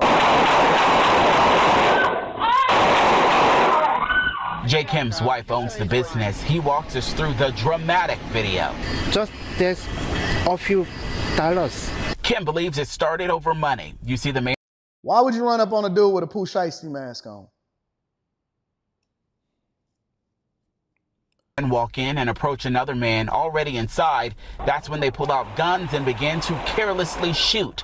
Later in the video, you see a victim on the floor with his gun still out. The other man involved comes in, appears to stomp him, runs, and that's when more shots are fired. Then this video shows the man coming back inside to grab what I'm told is a cell phone and is shot on the way out. All of this happening while workers and others are inside. I just happened to pull up here to get some hot wings maybe 2 hours ago, and there was a guy laying on the ground. I just walked in to see if the wings or whatever, and the guy told me to get out the store, and next thing I know, police just swarmed the place. Mario Marshall lives nearby. If he was there minutes earlier, he could have been caught in the crossfire. I don't know. We gotta do better. That's all I can say. You can forget it, Mario. The community is over. The community, and y'all keep telling me, man, Atlanta is like an oasis. It's Wakanda for black people. Yeah, all right. Just going to get something to eat late night. You know what I mean? This Nothing ain't what you want to go happens. through. Good late night, big dog. Stay out these Yeah, that's streets. definitely not what he ordered with his wings there. We do want to take you back out here live. You can see the person on top. Looks like they're changing out the lights to a better light, I would assume. Here, of course, the DeKalb County Police say both men are recovering in the hospital. No word yet on any charges or arrests. Will continue to follow. I think they both should be locked up. Absolutely. Because even if the dude first claimed self-defense, he had a Pooh Shiesty mask on. It's a possibility that he probably had an illegal pistol on him. He walks back and stomped the dude, gets shot himself trying to come back and get a cell phone. This is all like a bad movie, bro. Shout out to Atlanta. But in addition to that, a third man is arrested finally in an investigation into a death of a woman that was killed a long time ago or is alleged to be dead. He's charged. The mother is basically pleading to this dude to tell her where his daughter is, but it's a strong possibility she's swimming with the fishes. Well, after nearly 2 years on the run, one of Atlanta Police's most wanted murder suspects has been caught and cuffed. We told you about that on Monday, but new at 4, investigators say they believe he was the last person they were looking for in the death and disappearance of Alania Lenore. Fox 5's Tyler Fingert has followed this story closely. Tyler broke the news online about the arrest Monday. He's live at police headquarters with new information. Tyler. Yeah, Christine, good afternoon to you. Nearly 2 years after Alania Lenore disappeared, the third and final suspect wanted in connection to her death has finally been caught. And now her mom is hoping the suspect does the right thing. If there's anything in you left that's human, to please just tell me where my daughter is. Flanked by friends and supporters during a one-on-one interview, Jeanette Jackson made an emotional plea Wednesday to the latest murder suspect arrested and charged in connection to the death and disappearance of her daughter, Alania Lenore. Stephen, please give me back my daughter. Stephen Obiate was arrested over the weekend while at Lake Allatoona. On Saturday, a Department of Natural Resources game warden tried to pull him over while on a jet ski. You gotta be kidding me. You gotta be kidding me. Wait a minute. The dude out here allegedly killed somebody's daughter, and he out here in America on a jet ski. He ain't on Lake Allatoona letting it fly. Probably had him a bad chick in there, a replacement chick. Hold on. They was waiting for him to get off the jet ski. Hey, they arrested dude with the floaty device over his neck. He was on a jet ski after he took somebody else's life? Oh, listen, baby, I'm sorry. Mother, family, y'all asking a dude that's still on the jet skis on Lake Allatoona for where you ain't never getting no answers out of this dude. You see that? That's the face of a monster. DNR says he refused to give his name and took off. So it was a type of a boat chase.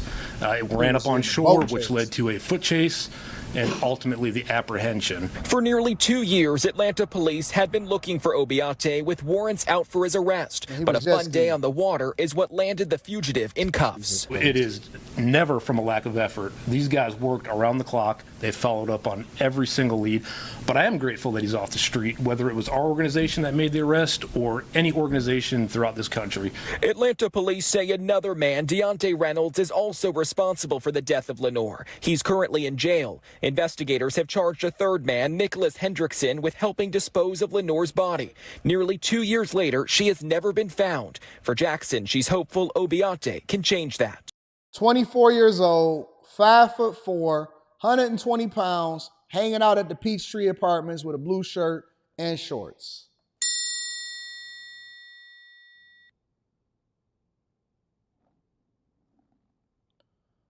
He could put himself in my shoes of the way I feel that I don't have her. And help her dispose of the even body. more so that she could never be peaceful because of the way she just disappeared.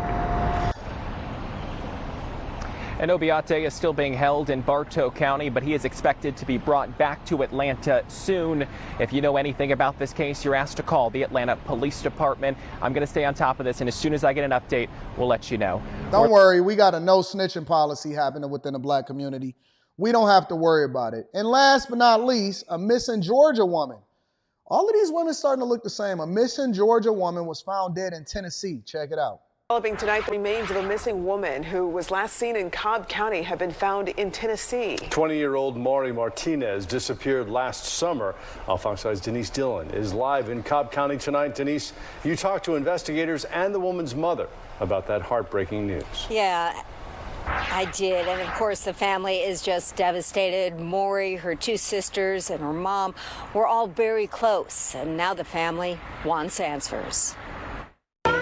She was just very loving, funny, quirky, sing at the top of her lungs, doesn't care if anybody's listening kind of person. Just a fantastically loving human being. 20-year-old Maury Martinez was last seen in Gwinnett County in late August of last year. Gwinnett County police posted on social media that she disappeared just a few days later. At some point, the search for Martinez moved to Cobb County. Further investigation revealed that at some point she had been here in Cobb County in the area of Powers Ferry Road. But then the trail ran cold until just recently when authorities in Tennessee confirmed that skeletal remains found in January. Sweetie Tally, you ain't missed the whole live stream, baby. We still here. We still here. Absolutely, you ain't missed nothing. We got you, boo. Were those of Maury Martinez. The remains were found in a wooded area outside Chattanooga.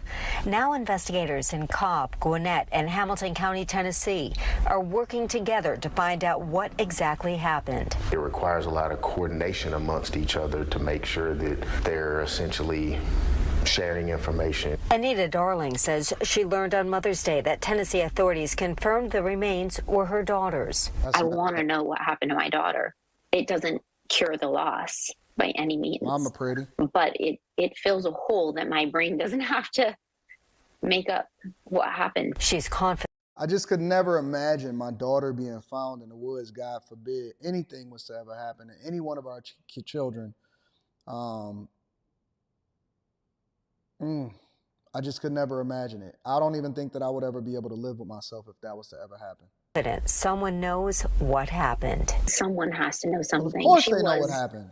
a noticeable girl. She was a gorgeous girl. She had a energetic, magnetic personality. If anybody has information, step up and say something. Thank you, Maury would Italy. have turned 21 this coming Monday. If you have any information, Not you even can old call enough to Cobb drink. County Police or Crime Stoppers. Those numbers will be on our website, fox5atlanta.com. So be careful in Georgia, ladies and gentlemen, is the message that we are conveying over to you. Protect your children, protect your energy, protect your peace. Be careful where you go because there are monsters everywhere. The sun keep popping out of these clouds, so give me a second. I'm just trying to figure it out. There's monsters everywhere, and we have to be very, very careful because they don't care anything about you. As a matter of fact, they will take advantage of you and then do some of the worst things to you. Let's continue over. All right, we got to continue over with the show. Mass evictions in Miami, specifically in some of the more rundown parts of town. We want to make sure that everybody got housing. We want to make sure that everybody is taken care of. We don't want nobody out here in these streets, but at the same time, there's a debate that's raging. And the debate is, you can't stay nowhere where you ain't paying to be. All right? In Miami, let me say this before we jump into this particular story.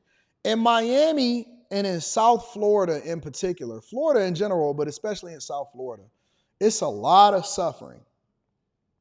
It's a lot of suffering. And a lot of the suffering is coming from people that underestimated or severely wasn't aware of what was going to happen in Florida. I told y'all, listen, this is what I said. And I don't know, somebody back me up here if you remember what I said it. They said, Anton, where would the best investment be? Should I buy houses in Florida? Should I invest in the real estate market in Florida? Should I do this? Should I do that? And I said, listen, if you want to make an investment from a real estate perspective, if you're asking me what would I do, because I always speak from my own perspective, if you ask me what would I do, I'm moving further up north, practically to the Midwest. I think that the Midwest, outside of Chicago in particular, I wouldn't invest in Chicago because they got bad leadership, bad taxes, all of that. Outside of Chicago, anything moving further up north, right? Michigan, Ohio, Cleveland, maybe even Milwaukee, Tennessee, Kentucky, Indiana, all of those places, those are the long-term plays. Those are the long-term plays if you're trying to make sure that you have something to pass down to your children that's going to continue to appreciate, which is also a way for you to maintain wealth and to add value into your family. And I said, listen, I personally would not be investing in Florida from a financial perspective because it's going to get bad. Insurance companies is going to pull out. Inflation is going to absolutely destroy the place. It's a tourist destination. A lot of the people that's living inside of Florida are basically being displaced. And I think that Florida and California are basically going to be the epicenters of whatever it is that we see from a home crisis, from a real estate crisis, because they are now experiencing 100%, 500%, some places 1,000% the availability of homes or people trying to get out at the top of the market. And so it's a lot of people that's trying to sell their homes for whatever reason. Maybe they realize that it's going to be unaffordable. They got a second home. They're trying to get out at the top of the market. But I think that what's happening right now from a real estate perspective in Florida is the beginning of a crisis, maybe just in that state. I don't know. Let me do a little bit of research. And I also want to include this as a part of our next stock club because I want to talk about REITs. I want to talk about a lot of different stuff, right? But my point is I warned y'all. I told y'all. I said Florida will not be the best place for you to invest in long term when it comes to real estate. But anyways, neither here nor there. Let's go into this whole conversation about this mass eviction at a mobile home park over in Miami. New at 6, mass evictions at a South Florida mobile home park tonight. Hundreds say they are being forced out with nowhere to go. Good evening, and thank you for joining us. I'm Lauren Pastrana. And I'm Jim Berry. Elliot Rodriguez has the night off. Residents say they were told they had to move out because the land was being sold and would no longer be a mobile home park. CBS's Miami's Chelsea Jones is live in Miami, and Chelsea, residents don't trust what management is telling them, and this is just one in a long list of troubles they've had recently, I understand.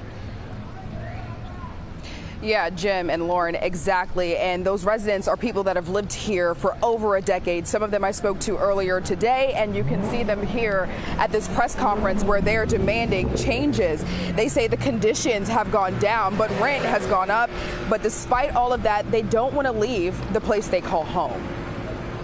A community standing together in the fight to stay here at the Palm Lakes Mobile Home Park. They say the management company has given them until July 22nd to get out. Queremos llegar a un acuerdo. It's not. Y'all can't even speak English. No hablo inglés? Man, get on up out of here, bro. That they've been paying their rent and living on the property for so many years, and there's so many elderly and women and families and children who are there, and now they're just all being displaced. According to a lawsuit. Well, guess what? Guess what? That's one of the issues that come along with being a renter, is that a lot of times people live in a place for a long time and then they feel like they got some level of entitlement to it. And that's not the case. I had one person that was renting from me because I've never, ever, in none of the properties that I've had, I've never had any tenant ever leave any of my property. And it's largely because we got a good relationship. I keep prices down because I own the properties outright. I don't have any problem with not raising the rate. Man, listen, I got somebody that stay in a crib that got 4 bedrooms, 3.5 bathrooms. And it's in a really great part. I should be getting $2,500, $2,600 a month in rent. I still only kept it at $1,800 because that's what they've been paying since the beginning of when they moved in. And I just never, ever raised the prices because I own the property outright.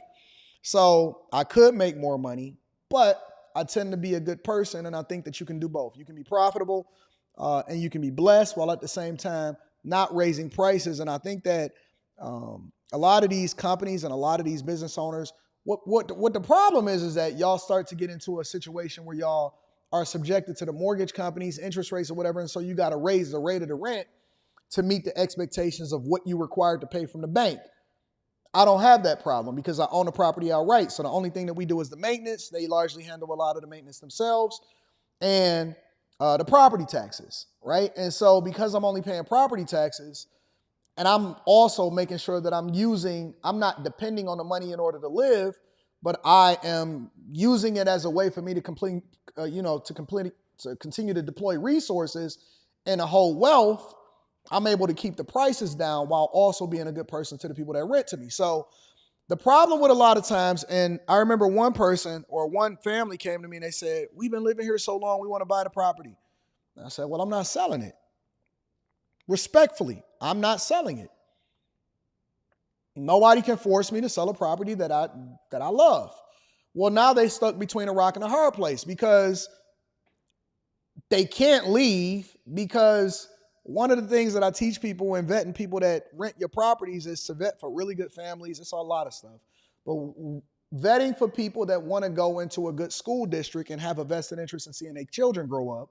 So they can't leave for that reason. And they also don't want to leave because if they do, they're going to be paying a lot more to stay in the same area. So now they stuck between a rock and a hard place. They have to stay. Now, this is a business lesson. I'm not going to deep dive. Make sure y'all tap into the Patreon, all right? They have to stay because the amount of money that they've been paying, they don't want to increase it, and they understand that I'm a good person. On the flip side, though, they've been staying there for so long that they think they have an interest in having some kind of, what do you call it?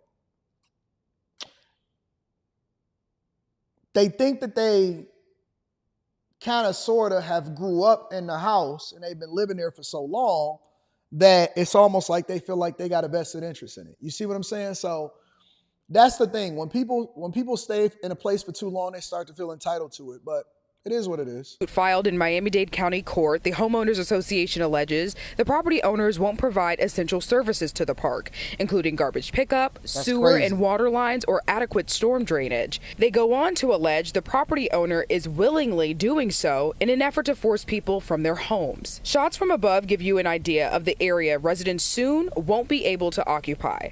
Shots from the ground show the conditions residents want addressed. The black water from the waste comes up into the property and it stinks up the property. Also, just in the general property, there's not like, you know, hygiene of and maintenance of the property. Delmy Ramirez says she's lived here for 10 years. She says the garbage isn't picked up regularly, so it often looks like what you see in this picture. She says every time it rains, it floods. That's crazy. Residents are also claiming they started paying more in rent, but the sewage system is still not fixed. The landlord is saying that the reason that they're trying to, you know, displace the residents is because they're going to be doing a change of land use. Somebody said, Anton, they feel like they help you pay down the mortgage. I didn't have no mortgage on the property when they moved in, so they never helped me do nothing. Somebody says, AD, you got money sitting idly in property. What's the play there? Well, I'm more focused on making sure that the money works for me and increasing my net worth and reducing my tax burden than I am more concerned about making money off of real estate. But like I said, we'll deep dive into that in the video on the Patreon. On the property? I called the property owner and he tells me this is an ongoing litigation matter, and at this time, there is no comment. They have tried through different means to get in contact with the landlord, including through their attorney, and it has proved very difficult. So as it stands, by the end of the summer, these residents will have to move out.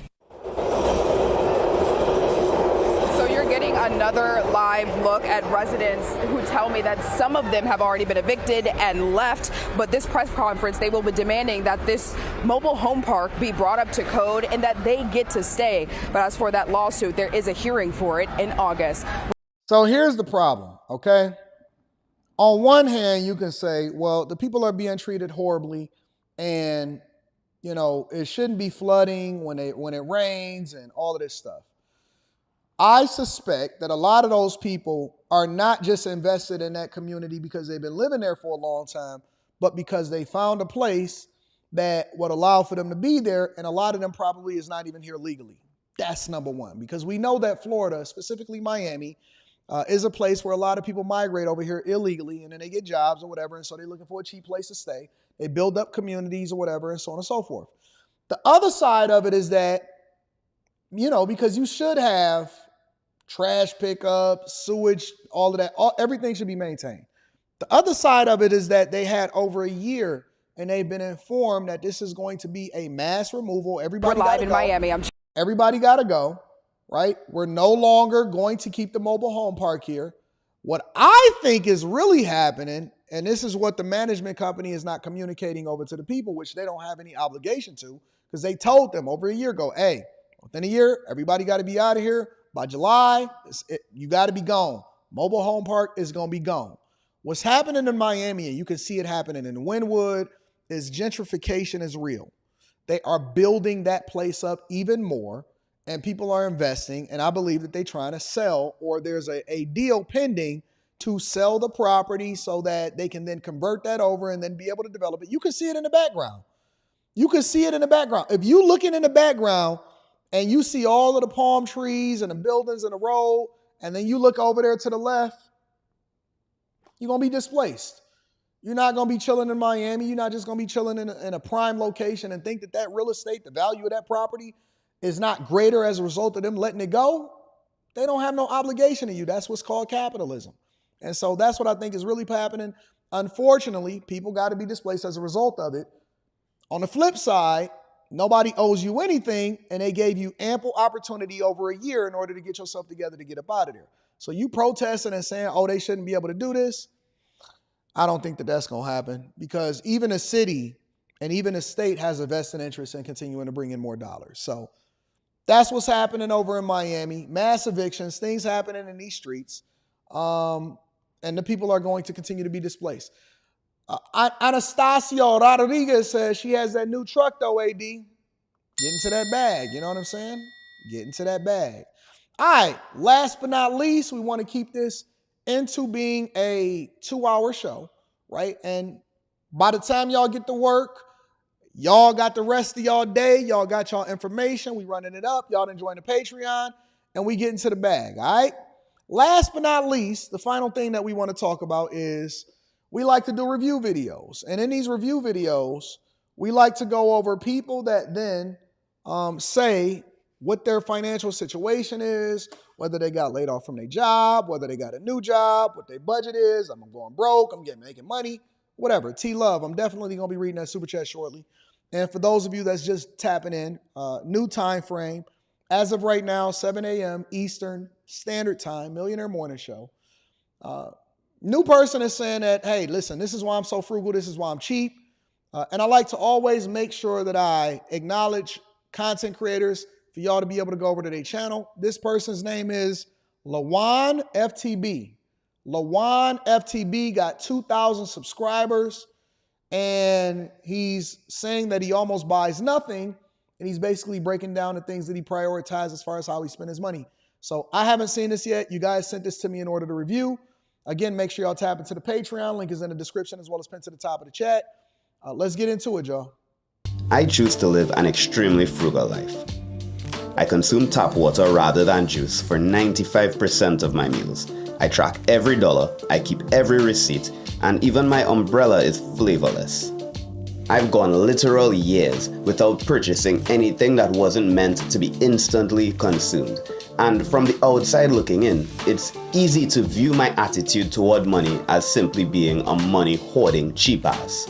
But I think there's two really important behaviors that separate frugality and being a cheap ass. And it really shows as we mature with money. And I'll get back to those two in just a second. But first, I want to tell you all a little bit about why I'm frugal to begin with. Being frugal and saving a lot gives me the ability to live a financially unburdened life. I can move whenever I want for the most part because I don't have a bunch of overhead expenses and loans. I can quit my job at any point in time that I feel unfulfilled because I've prioritized saving rather than accumulating. And I can feel financially stable and secure very easily because I live below my means as much as I can. My journey into frugality.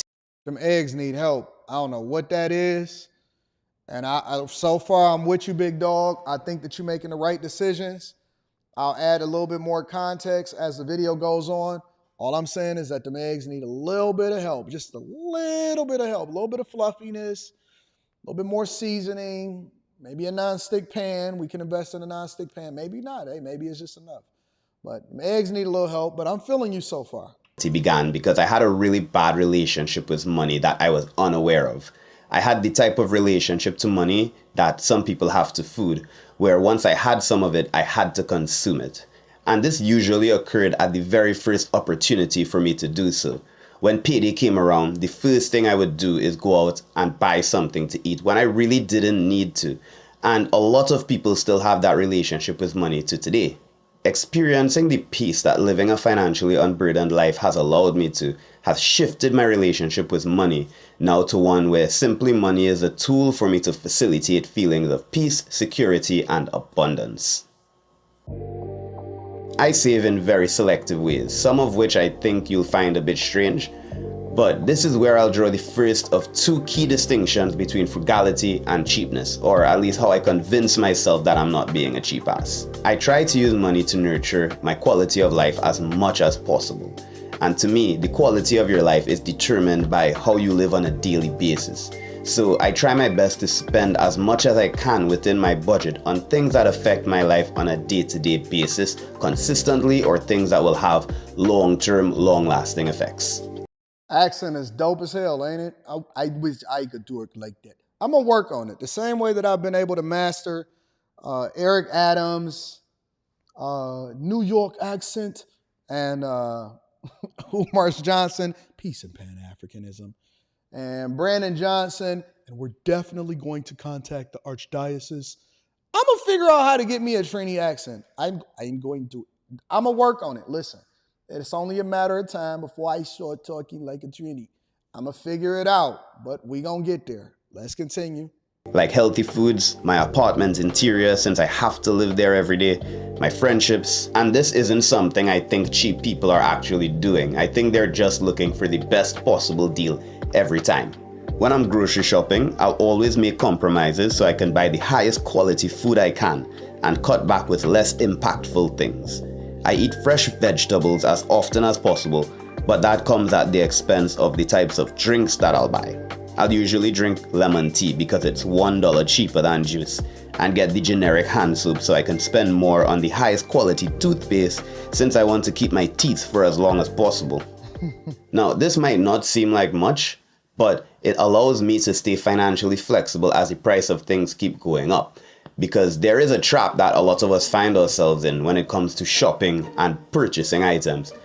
There are companies that are spending millions of dollars on marketing to put products in front of us. So we feel a sense of familiarity to these products, then we purchase these products at a higher cost, which then allows these companies to continue to spend millions of dollars in marketing to put these products in front of us to build familiarity, and you see how the cycle goes. And a lot of people end up finding themselves purchasing items at a higher cost that actually give no functional increase in value.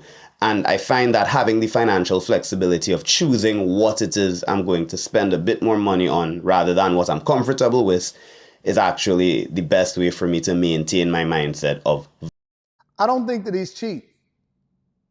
I think that the word frugal, the word frugal probably gets a bad rap because people automatically associate it with being cheap. I think that he's honestly just being smart. And so far, I haven't seen anything that he said that I would disagree with. I think that, because he's not saying that he doesn't spend money, he says that he don't want to spend money on things that don't add additional value into his life. So he's just not going to buy name brand for the sake of buying name brand. You see what I'm saying? Like, if he goes out and he says, listen, I want to get paper towel, okay, he's going to skimp out on paper towel in order to be able to spend more money on toothpaste because his teeth is more meaningful than whatever it is that he's using paper towel for.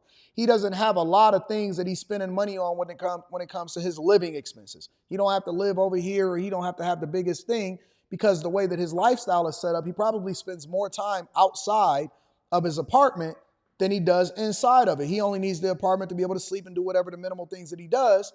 And so I don't have any problem whatsoever. I don't think that he's cheap. I think that he's just being smart. I think that he's mindful. He understands where his dollars are going, and he chooses to allocate his money towards things that are more purposeful in his life. Value first. Value first meaning value to me and the quality of my life first, not price. I also try to walk as much as possible to locations rather than take public transportation, since I no longer have a car. Once I have the time, I'll walk as long as an hour, and during that time, I can listen to a podcast, audiobook, or call a friend to get more out of that time if I want to. I found that walking and riding my bike gives me a lot greater sense of satisfaction and joy. And it even makes me appreciate my cars when I wind up driving my cars. Now, I have an affinity for cars because I've always loved them and wanted certain cars. And that was the thing that I dreamed about when I was growing up. It was two things that I dreamed about when I was growing up. Courtside, because I always loved basketball and I love the NBA. And I've already had and achieved that dream. And then there are certain cars that I always wanted. But I don't feel like I need to drive everywhere I go. As a matter of fact, most of the places that I travel to, I don't even spend, a lot of, it takes me longer to get to the office in a car than it would for me to just jump on my e-bike and ride it over here. So I actually like catching public transportation. I like walking. You have better experiences. You can get more done. You can work on a train or whatever, the queue line or whatever it is that you want. And so I think that that's absolutely dope. I love what he got going on. He said, I don't need a car. I prefer to walk. It's healthier. It costs me less. I don't have the associated costs. Most of y'all, a lot of y'all, honest to God, y'all need to start embracing public transportation and start looking at alternative ways for you to be able to get around. Y'all waste so much of y'all budget. There are people that are watching this show right now that probably spend 30, 40, 50% of the money that they make every single day in paying a car note, insurance, gas, maintenance on whatever vehicle that you got, just so you can try to impress people that don't even care anything about you. And then you pull up and you just regular when somebody like me pull up and I don't even care about the cars like that. So I think that Transportation is one of the biggest killers of a budget. This is a bit of a weird one, or at least I think it is. I keep all of my receipts to manually enter into my budget so I can make notes about when and where I spend the most amount of money. So that look like he's over in Japan or something like that. It looks like he's over in the Asian. I could be wrong, but it looks like he's over in Japan. I'll be able to avoid that location, or at least spend less time there, or go at different times of the day so that I won't spend as much money. The convenience store Family Mart is near to my house, and I usually stop and get a snack after work. And it's most pronounced between 5 and 11 p.m. So I made a rule for myself that any time between 5 and 11 p.m. that I have to... Somebody said you can't walk in the South like that, it's spread out. Well, that's one of the problems of living in the South. And that's another reason why places like New York are able to get people to transition up there, because they got a better public transportation system. But I like to live in places that have a combination of both. One of the best places to live, or some of the best places to live, are places that have great public transportation systems, because it incentivizes you to spend more on one thing, but to then divest in other things. To get something at the convenience store, I'm going to make the 15-minute walk to the 7-Eleven that's so far away that it's a reminder in itself for me whenever I start the walk that I really am not trying to spend money on snacks and things that I don't need or want. And this has really served me well. I also try to use my lamps at night rather than my ceiling light, because it uses less wattage combined than the overhead ceiling light, and it also creates a mood where I can get prepared for bedtime. No, see, I'm not that frugal. I'm not that frugal to where I feel like I got to skimp on lighting. That's where I draw the line. You know what I'm saying? Showers, lighting, all of that stuff. And I know that we all got different things that we value versus other things, but I'm just not frugal enough to skip on lighting. Like if I want to use, and I understand it's a mood thing also, right? That's probably an added benefit, but I'm not going to skip on lighting. That's just not how I rock. What I spend wildly on. Shout out to my name, Joe. This is where I see the biggest difference between frugality and cheapness. Because I spend a lot of money on things that frugal people would consider frivolous for the most part, and cheap people would scream if they were to hear that I did these things. For example, I hate traveling. I hate being at the back of an aircraft. So anytime I need to take a flight somewhere, I'll always pay to get the seat as close as possible to the front of the aircraft, even on low budget flights. To me, the frustration of traveling, being stuck in a middle row, unable to stretch my legs even a little, or being stuck next to the toilet at the back and having to wait to be the last to the plane and ending up waiting an extra 30 minutes to an hour to get through immigration because other flights came together and now all of those people just got off together and they all got off ahead of me, just isn't worth the squeeze of saving $30 to $50 for me. I'd rather... I agree with him. I'm the same way. Now, I'm not saying that I'm saving $30 to $50 by going to the front of the plane, or I'm spending only another $30 to $50. I'm going to spend a significant more than that because I like to ride a certain way. But for the things that's meaningful to me, I'm willing to spend more money on, right? When I like something, I'm going to do it. When I can get a better experience, I'm absolutely going to embrace it. So far, I don't disagree with anything that he's saying. I think that experiences are great. One thing I can't stand is when people go out of town and they ain't got no money to do nothing once they get there. But then they spend all of their money and all of their resources back home on their car that's sitting there parked and they can't have no real great experiences as a result of it. Or when people get too much house and they house poor and they ain't got no furniture inside of their house. So you telling me we can't even sit in here? We can't even really come and visit you because you ain't got no furniture? So he said he liked to spend his money on experiences, and so his life is aligned with what his values are. As a pay and make the overall travel experience a lot better for myself. I also spend a lot on convenience. For example, I hate sitting on buses or trains for more than 2 hours. And here in Japan, there is this thing called the Shinkansen, or the bullet train. And anytime I have to take a trip that goes beyond that 2-hour mark, I make sure to find myself on that bullet train so I can have a more comfortable, luxurious experience, which will make arriving and the entire day itself just so much better for me. I also always wash my clothing at the coin laundry because I like the convenience of having my clothes feeling warm after being dried. and me not needing to wash it, then take it wet there to get that feeling, since I See, he living a little different. I guess you wash it and then you take it there. He's saying, I'd rather spend the money to just wash it there and dry it there. I got to have that in-house laundry. don't have a dryer. Also, the feeling of having inside my home feel exactly the way I want it to as well. A safe, calming space for me to be present in is also something I'd spend abundantly on within reason, of course, since I'm not a big baller yet. Because without fail, I'm here every day. And while I am selective, I'll still do my absolute best to get items that would make me feel my best while I'm at home. Another is when I go out with friends. I want to always be able to purchase at least a round of drinks or pay a little bit extra on the dinner bill tab so that I can let people know how much I really appreciate their time and their friendship. I get it. I think that it all makes sense. Again, I don't disagree with anything that he's saying. So shout out to him. Again, his name is Lawan FTB. Lawan FTB. As of the recording of this video, or as of the recording of me reacting to his video, got over 2,000 subscribers, 2.6 thousand subscribers. So shout out to the content creators. If y'all like what it is that he put together and y'all go over there and visit it from here, just let him know that I sent you. Because I always like to highlight up and coming new content creators or content creators that's doing some great things. And so shout out to him. I will say this though.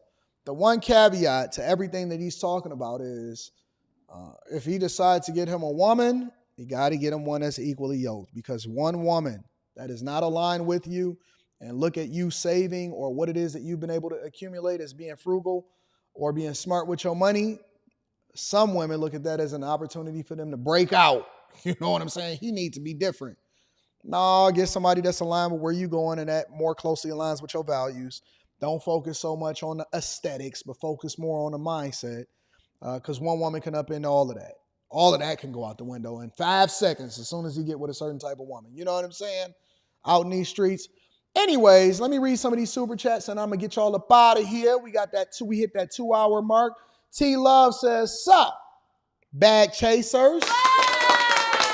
Have fun and enjoy the moments along the journey to wealth building. Remain dedicated and avoid becoming a hamster on the wheel, taking shortcuts. Peace, love, and blessings. Shout out to my dog, T Love, in the building. Dylan KO says, AD never missing out here, getting to that bag. Shout out to Dylan KO, I appreciate you. Chris Hutchison is in the building, says, I walked and rode my bike to work for 7 years. My car is 12 years old and have 120,000 miles. Probably will last another 6 or 7 years. That's a fact, though. I feel you, Chris, and shout out to my Detroit Bridgeran in the building. Lil Black Duck 2001 says, my wife is Trini. All you have to do is take an Irish accent, slow the cadence down, way down, and drop your octaves to a lower pitch. You're welcome. All right. Let me come back with my Trini accent. I'm going to be working on it. The name Joe says, love the new time, AD. I can tune in while trucking. Appreciate the great content. Thank you. The name is Joe. I appreciate you. And Sean Richards says he has the somebody hates Chris father mentality. No, I don't think so. I think that he's just being absolutely intentional with how it is that he's spending his money. And so he's not out here fumbling the bag and getting messed up. All right, shout out to Fi Brown. Shout out to all of my people out here in these streets. Somebody said ending at 9 a.m. is kind of sad, though. No, because I got y'all on y'all way. Everybody just now getting to work. Kids is at school. Now y'all can focus. And guess what? The best is yet to come because we got after hours tonight. Yeah, me, Mika, the crew, Quentin, Slimmy, we all rocking out, all right? Same time tomorrow, 7 a.m. is in the building. Somebody said this is too early for the West Coast, though. 7 a.m. Eastern is 4 a.m. Pacific. Well, guess what? You know what the beautiful thing is about that? Restreams, yeah. So now, as soon as this show ends, we're going to drop the timestamps in because I've been keeping track of the timestamps while I've been doing the show. We're going to drop the timestamps in.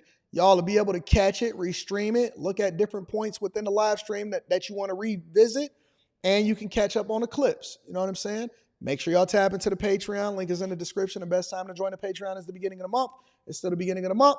I love you guys. I appreciate y'all. Shout out to my dog, Jay Ben is in the building. Yeah. Because the 6 a.m. here is sad. No, early bird gets the worm. Y'all gotta change your mentality. You know what I'm saying, J Ben? I love you, big bro. All right, y'all. I love y'all. I appreciate y'all. Go get to work. Take care of that business. Get some bags. Get some money. And don't let nobody mess up your feng shui, your energy. I love y'all. I appreciate y'all. I'm going to see y'all tonight. Peace.